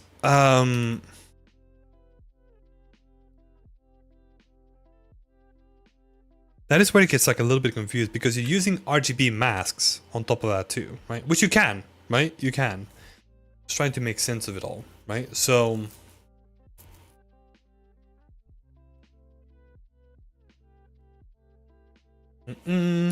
because you would use like an RGB mask when it comes to like these giant sections, for example, right? I don't know how you cut them up. Like, let's say these are like all modules, right?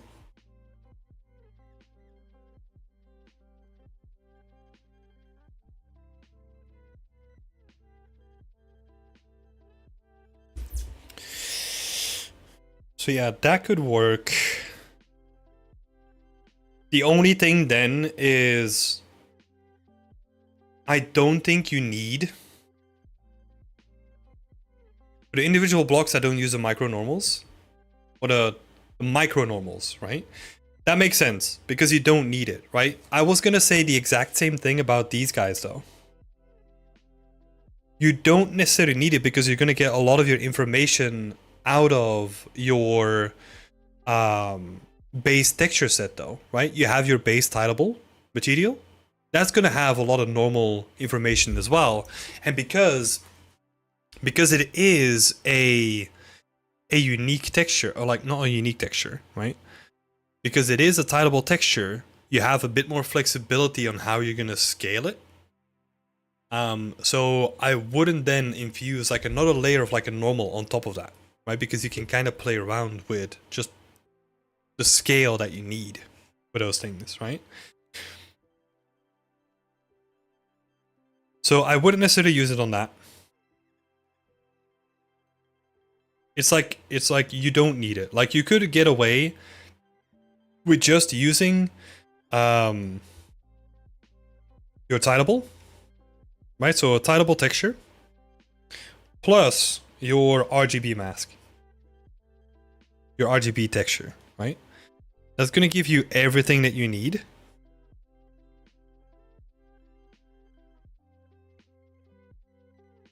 to do that. You could still have a micro detail, but I don't think you're going to need it in this case.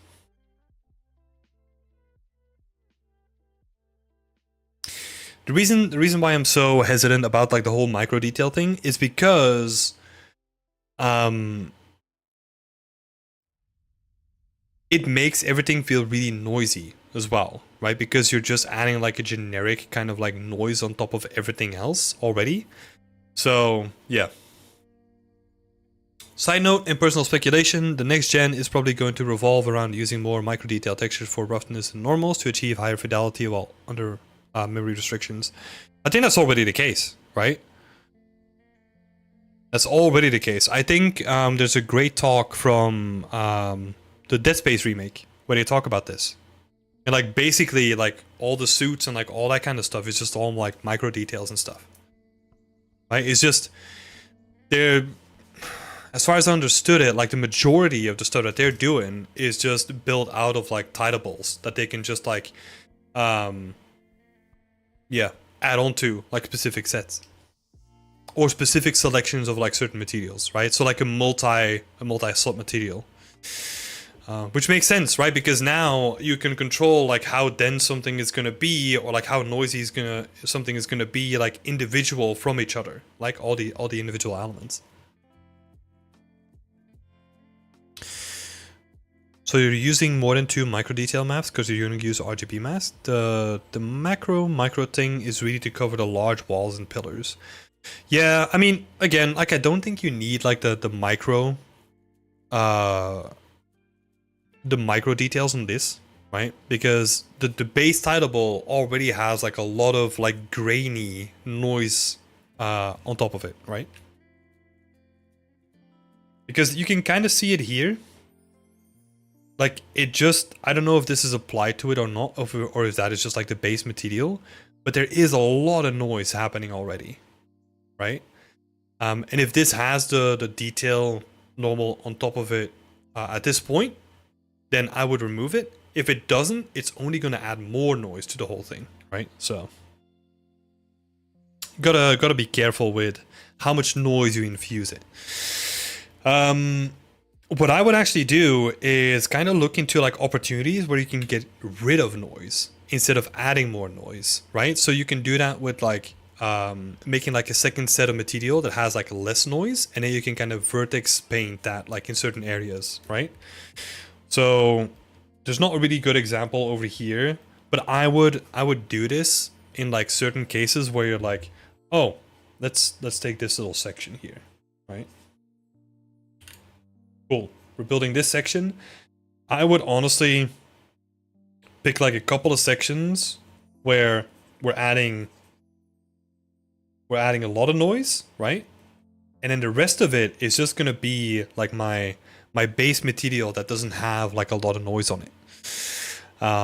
That's the way that I would approach it, so that you can blend between the two.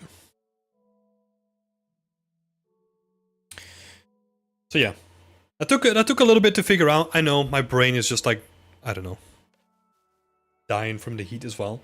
So at large, it does make sense, right? The only thing that, yeah, I wouldn't use is the micro details. The rest of it does make sense.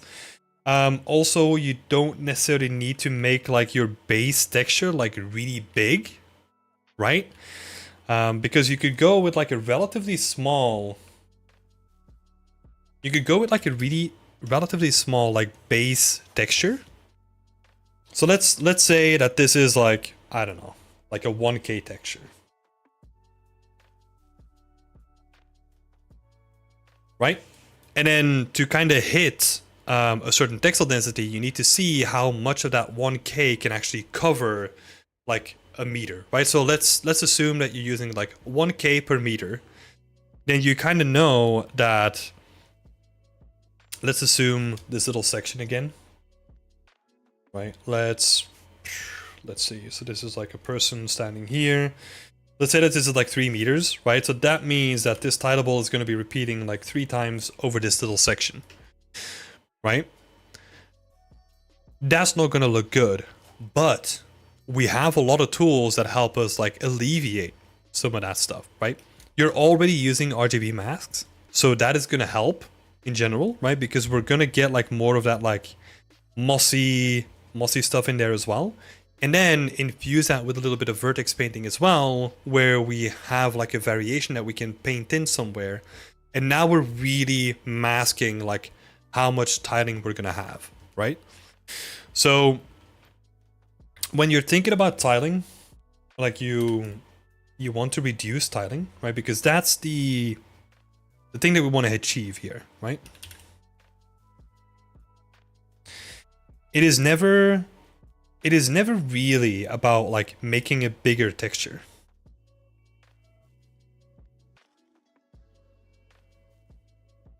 That's never really the issue, right? Because what you're then going to do is you're still going to be limited, right? So let's assume same wall section here. And instead of doing a 1K, now we have like a 2K.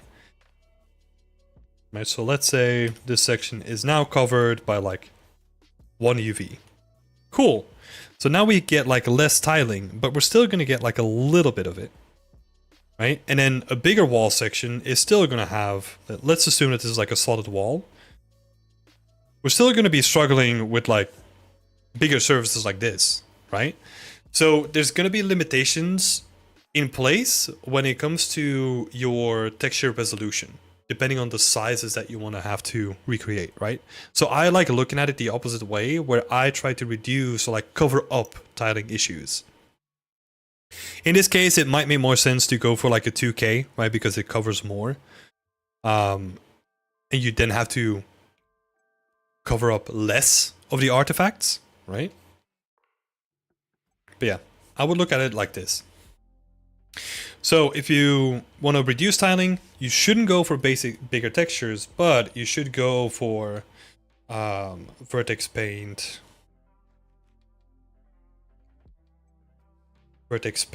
or like a macro variation, right? Which is commonly done on like large landscapes. For example, because this is like a huge issue when it comes to landscapes, right? Let's say you have a landscape and you're looking across the top of it and you can see all of it stretching out into the distance, right? What is going to happen is that, let's say that we have like a little ledge and then we see like this, I don't know, giant field in front of us, right? We have just like a giant field in front of us. And like what's going to happen is that this is just going to be like tiling like freaking crazy, right? So the way that we deal with this sort of tiling is that we then use a macro. Yeah, so that's what I'm currently explaining, Hudson. So the macro variation is where we actually take a bigger resolution, a bigger mask on top of the whole thing, right? So let's imagine that these are like repeating sets of like textures, right? So every section here is like a repeating section of a texture. What we then do is we apply a macro variation map, which it can be like, I don't know, like a generic noise, right? So let's imagine this. So that's just like a big noise map on top of it, and then it's gonna use that information to blend between two textures, right? So this is gonna be texture 1, this is gonna be texture 2, it's gonna be 1, 2, 1, 2, 2. You get the point.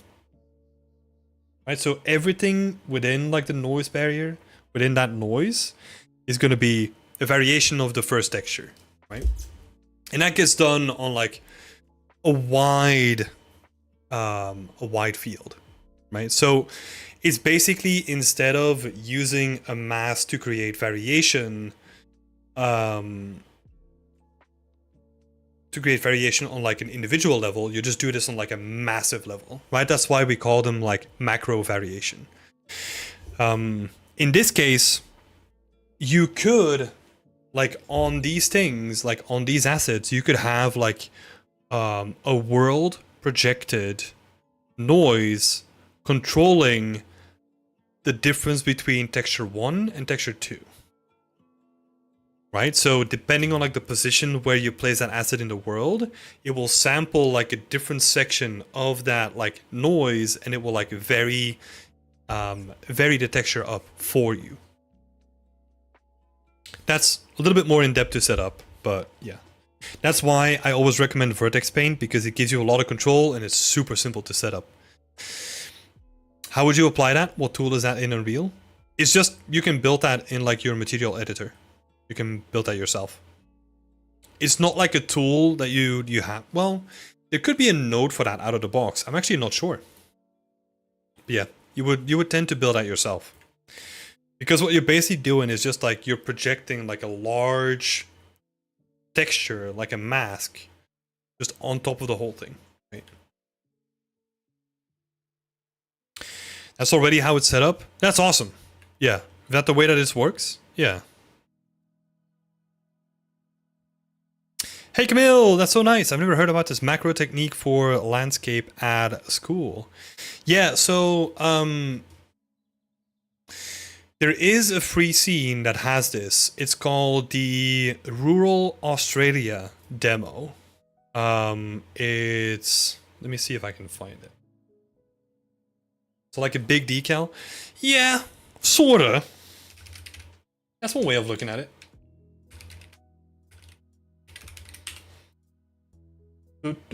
Rural Australia.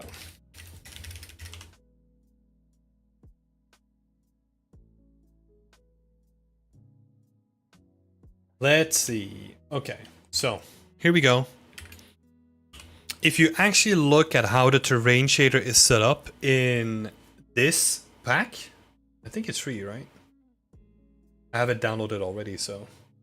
But this actually has it built into the terrain shader as well. So if you hover over the terrain and you just zoom out, you're gonna see that there is like variation in it, which is pretty cool.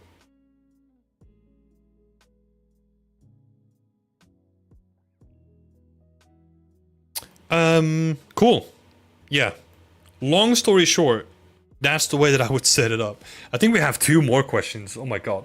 Just spend like way too much time talking about that.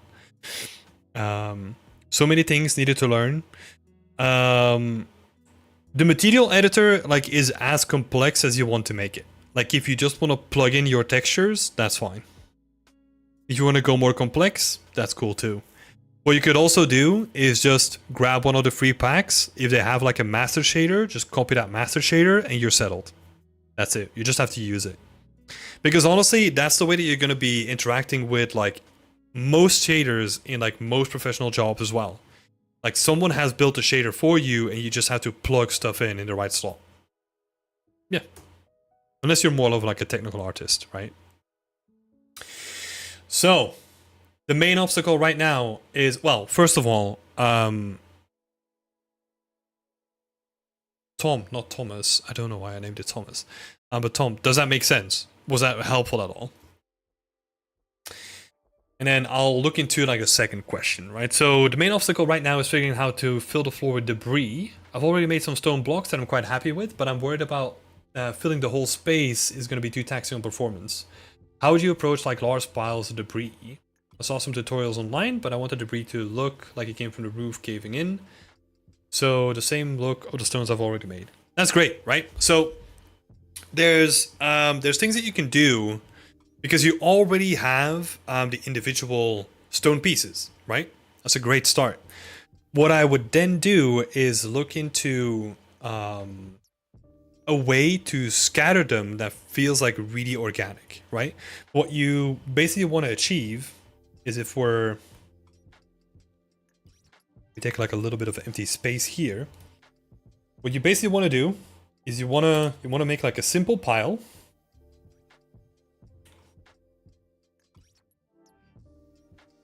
Right? So the simple pile is made from a tileable texture, which can just be like pretty generic like gravel or something like that, right? And then what you would scatter on top of that is you would take some of your like individual bricks, right? And you just like drop them on top of it, right?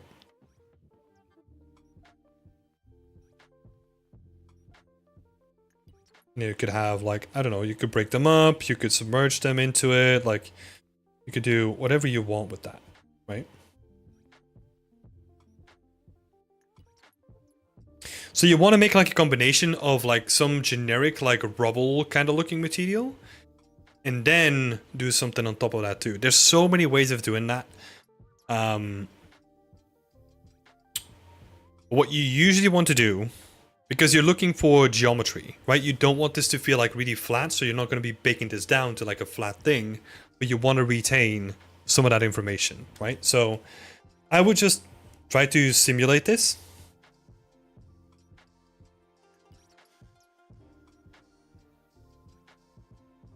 Where you have like a pile and then just like drop like a bunch of bricks on it and then maybe like move the pile into the brick so that there's like nice intersection. Take that into let's see.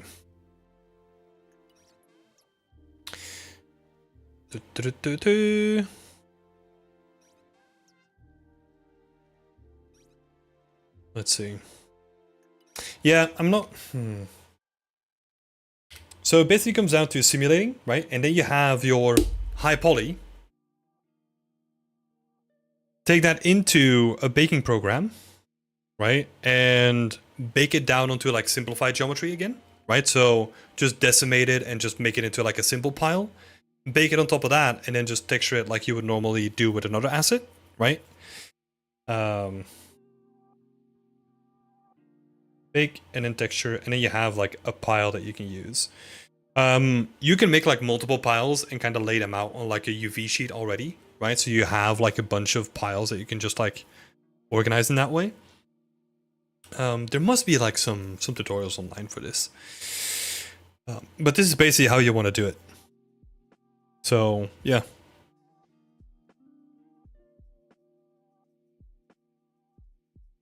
Let me see. What is some of the other stuff there? Oh, the only thing... So, the only thing where a lot of people get stuck, right, is like, okay, I take that from, like, Blender, let's say, and I take that into Substance Painter, right? But I'm gonna lose, like, the information that I had on the stones because I've already textured the stones, right? So this is, like, where you need to look into... you potentially need to look into, like, a baker that supports base color baking, right? I think Marmoset does. There's like, yeah, I think Marmoset is the most popular one that can actually bake base color. I don't know if Substance does it now.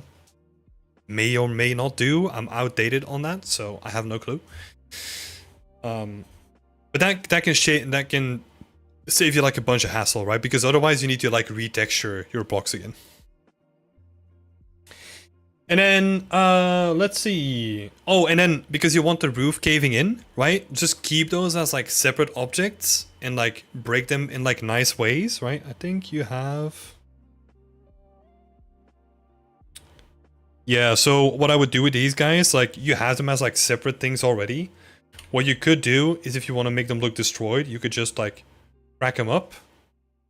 Right? Like Unreal actually has a tool for this as well, where you could just like dynamically crack it. Texture like the inside with like a pretty generic material, and then you can just sink that into like a pile that you've made, right? That's what I would do on those guys. And then the last one is not sure about vegetation. I know lots of moss and grass, and I would like to at least include one tree. Do you think making all these myself is a bit too much? Yes, 100%. 100%. I would just focus on the stuff that we talked about today, and just use Megascans for like the rest of it. Honestly, that's gonna save you so much time. Yeah. Megascans, or if you want to challenge yourself a little bit, I would start with grass. Yeah. I would start with, well, let's see, do you even need grass? Let's see. Oh, potentially the moss. Potentially the moss, because you don't actually need, unless you're gonna do like really close up, you don't need to do like anything fancy with the moss, right? Where you have like individual things poking out of it. Like a moss is, in most cases, just like a tileable texture, right? So that could be done there. But I would definitely do the tree and like the grass and all that kind of stuff. I would just get that from Megascans. That's just like, it's too much. It's also like way more technical than anything else. And it also, you're building up a skill set that you're not going to be using very much unless you become like a foliage artist yourself.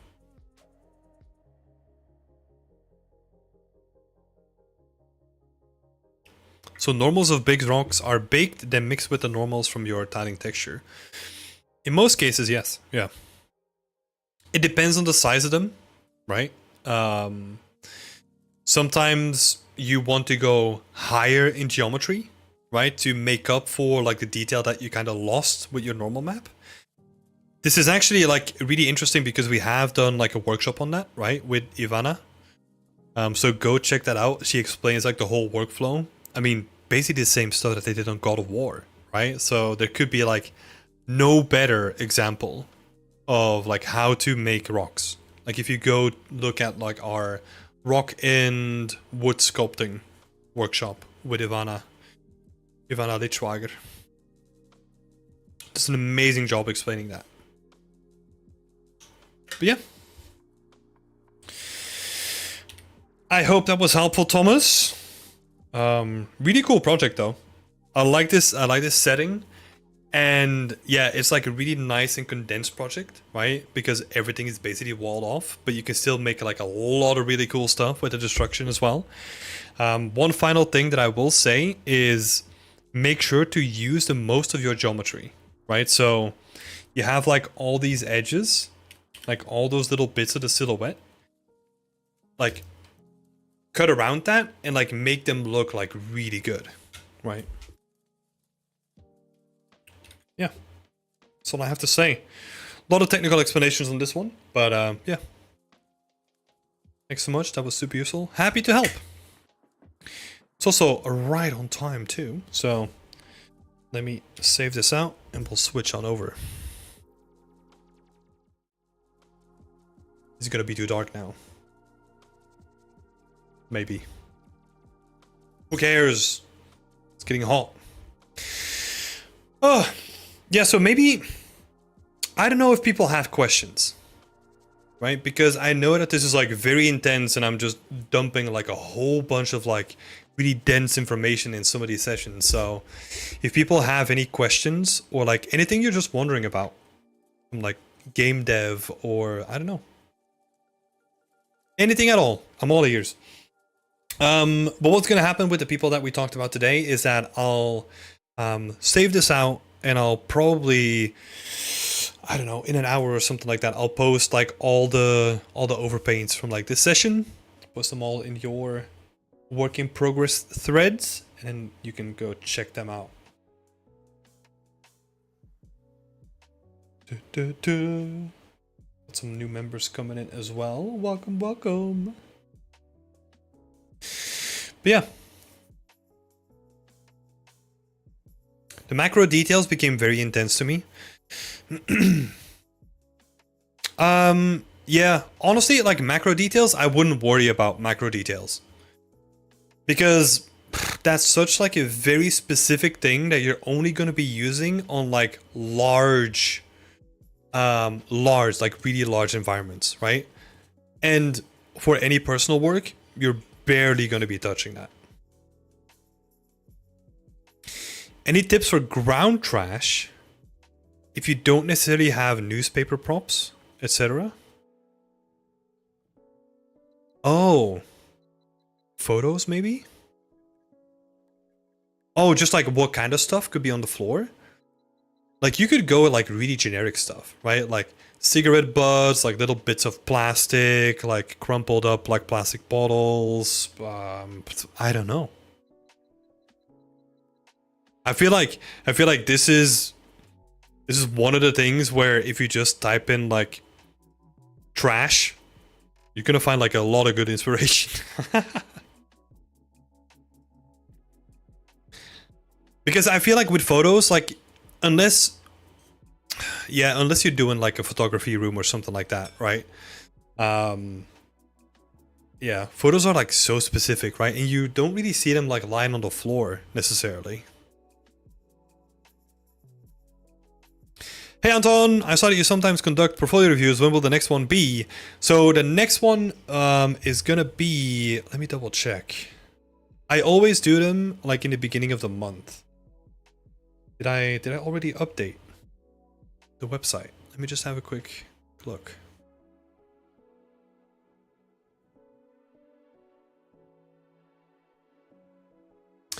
No, more like if you don't have the variety of props to bake down.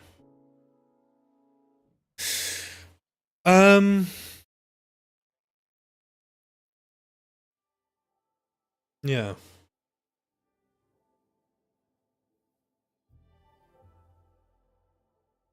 Trying to think. Yeah, I don't know. Like at that point, I would honestly go for mega scans as well and see if they just have like a bunch of like stupid stuff that you can just like quickly take and just like bake down onto a plane or something like that, right? I don't know. Let me see. So, portfolio reviews. Let's have a look. Next one is the 9th of July. Is that correct? Yes, it is. Okay, so the 9th of July, we're going to do the next session. And it's going to be me by myself. So we'll see how many people we can do. But we're trying to aim for like 4 people, like a run. So we will see. Oh, if you want to check this out, by the way, if you're curious about like the next portfolio reviews, you can always go to this link and check it out. I don't know if that made... Okay, so true, or just make some easy throwaway props. Yeah, honestly, because they don't need to look good, right? And I think if you're gonna go for like contemporary stuff, like that stuff is always gonna be handy. Oh, I don't know. Well...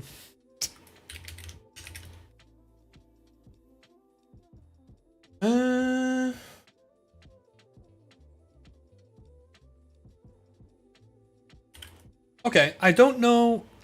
So this is something that I kind of know. Like, I've seen it online, but I'm actually know it through someone. But like, I found this website recently, the Base Mesh, and it just gives you like a whole bunch of like base meshes that you can use. So that could be a way of getting like throwaway props that you can just like, they're already UV unwrapped, right? So you could get them, texture them, and then just have like a bunch of throwaway props that you can use forever, basically. Could be cool. Be a good one to look into. I've not looked into this myself, actually, like what they have available, but there's some generic stuff in there. Sliced apples. Could be interesting. Kovalinsky, can I use a 4K albedo map with a 2K AO and other maps? You can. This is gonna go technical though, but I think it's not necessarily good. Because oh god, and this is where like it would really be good to talk to like a technical artist, right? Because I don't know the inner workings of this like necessarily. But like usually if you have like a consistent set of textures, like they get like optimized in a certain way, where like most engines can't optimize if you have like a 4K base color and like a 2K AO, right? So it's better to keep like the consistent set between everything, even though like it probably makes sense to make like the AO smaller, right? But yeah, there's probably technical considerations there that I'm probably dependent on engine and all that kind of stuff, but yeah. How many environments should you have when putting together your reel? Number doesn't matter. It's the quality that matters. Like, I've seen people with 1 environment that's kick-ass get a job, and I've seen people with 20 environments not get a job, right? It's never about the quantity, it's about the quality of them. The way that I break it down from like a recruiter standpoint is that if you have 1 environment, right, you're putting all your eggs in one basket. And from a recruiter standpoint, like the quality needs to be so much higher than if you have a consistent set of 2, maybe 3 environments, right? Because then I know that you can put out stuff reliably. Whereas with 1 environment, I don't know if that's like a consistent thing or that is just like a, yeah, or like a one-time thing, right? So you gotta kind of have a look at it that way. That also doesn't mean that you need to make like really big environments every time, right? You can make like small dioramas and then do like a bigger environment and kind of switch it up between the two. Should I touch on nanite in my portfolio? Is it not relevant yet? I would not touch nanite for your portfolio because it is relatively simple. It's relatively simple to go from like all the technical knowledge that you have of making like optimized game assets to nanite. There's different considerations, you have to work in it a different way, but it's way easier if you already know like all the fundamentals from like a traditional. traditional standpoint. So I would honestly, if I have to give like any recommendations, I would not go into Nanite yet, because Nanite is only Unreal, right? Or like specific game engines, but then they use like a different workflow again. So I would keep it like core to game art, keep it very traditional. And then, yeah. I don't think anyone is gonna stumble if you only have, well, if you don't have Nanite on your portfolio. Because it's just like a workflow thing, right? It's almost, I kind of look at it the same way as in like, hey, I use Blender, right? But the company only uses like Max, right? It's like, yeah, I can switch because I still know the basics of modeling, right? I just need to press like different buttons and like different hotkeys.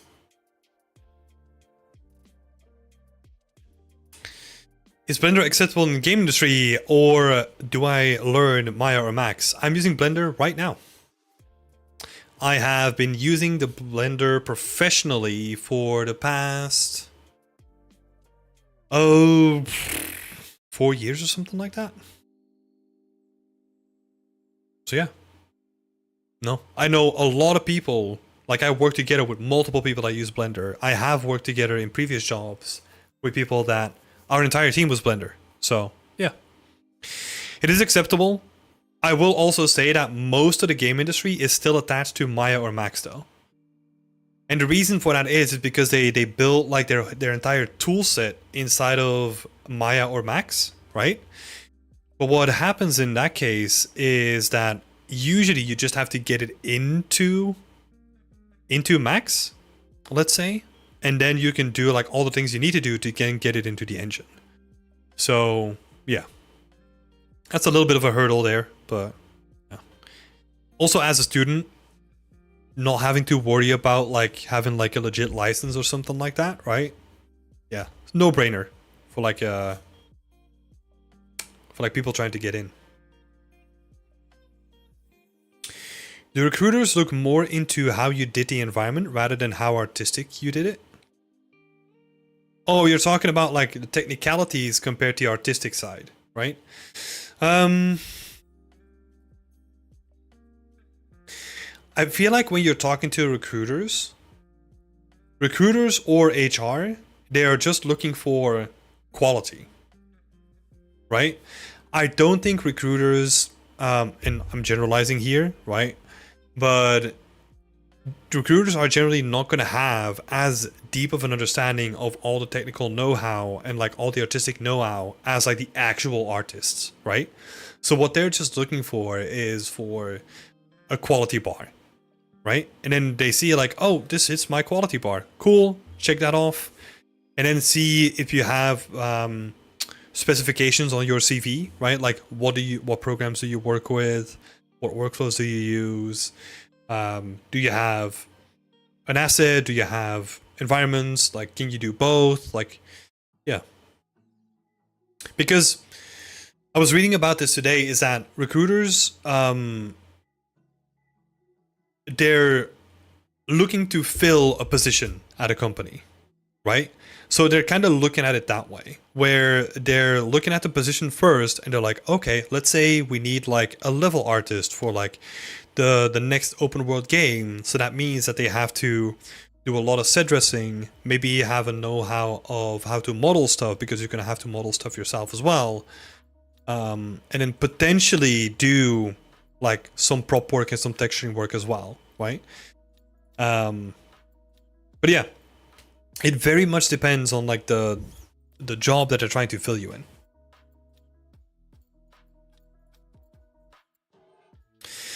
Yeah, for the first stage of the interview, but second and third, actual artists with expertise will interview you. Yeah, it depends on the companies.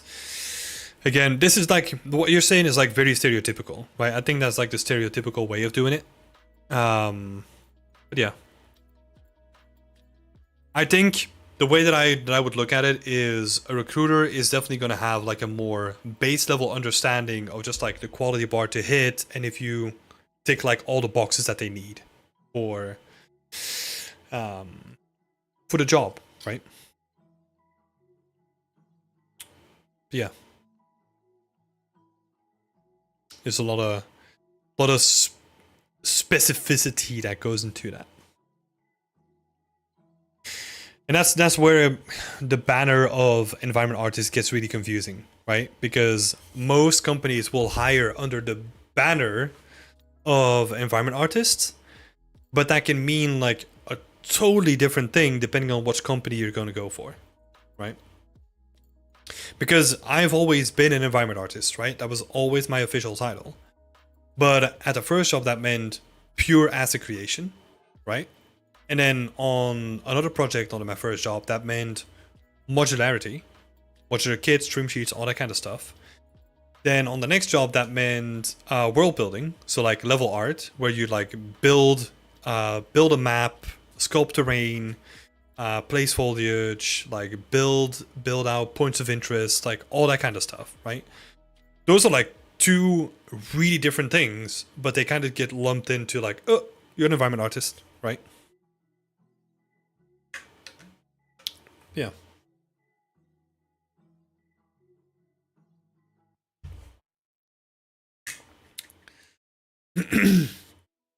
Oh, I've already saw that you did like an application on Discord. It might take a while before we get to your actual application for portfolio reviews, because there's only so many that I do like each session, right? I think we try to stick to 4.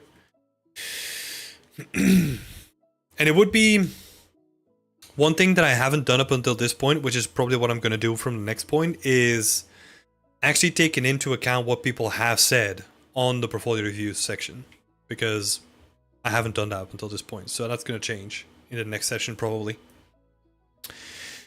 But yeah, thank you so much for all the questions. And Hudson, like, no problem. Like, I love helping people. I love answering all these questions. It also helps me train like answering them too, right? Because sometimes there's like really technical questions that I'm like, how would you explain that? So it's also a good opportunity for me to get better at explaining a lot of these things too. So yeah, I appreciate all the questions. That being said though, I'm gonna head out because I'm freaking melting. So I appreciate all the love in the chat today, like really engaging conversations. Thank you so much for that. And if you want to get your feedback on your work, feel free to join me next week, because we do this on a weekly basis. All you have to do is just go to beyondexcent.com, become a member, and then you can get your work signed up for like weekly reviews if you wanted to. So head on over to the website, linked in the description below. Thanks everyone so much for being here, and have a great evening. Bye bye people.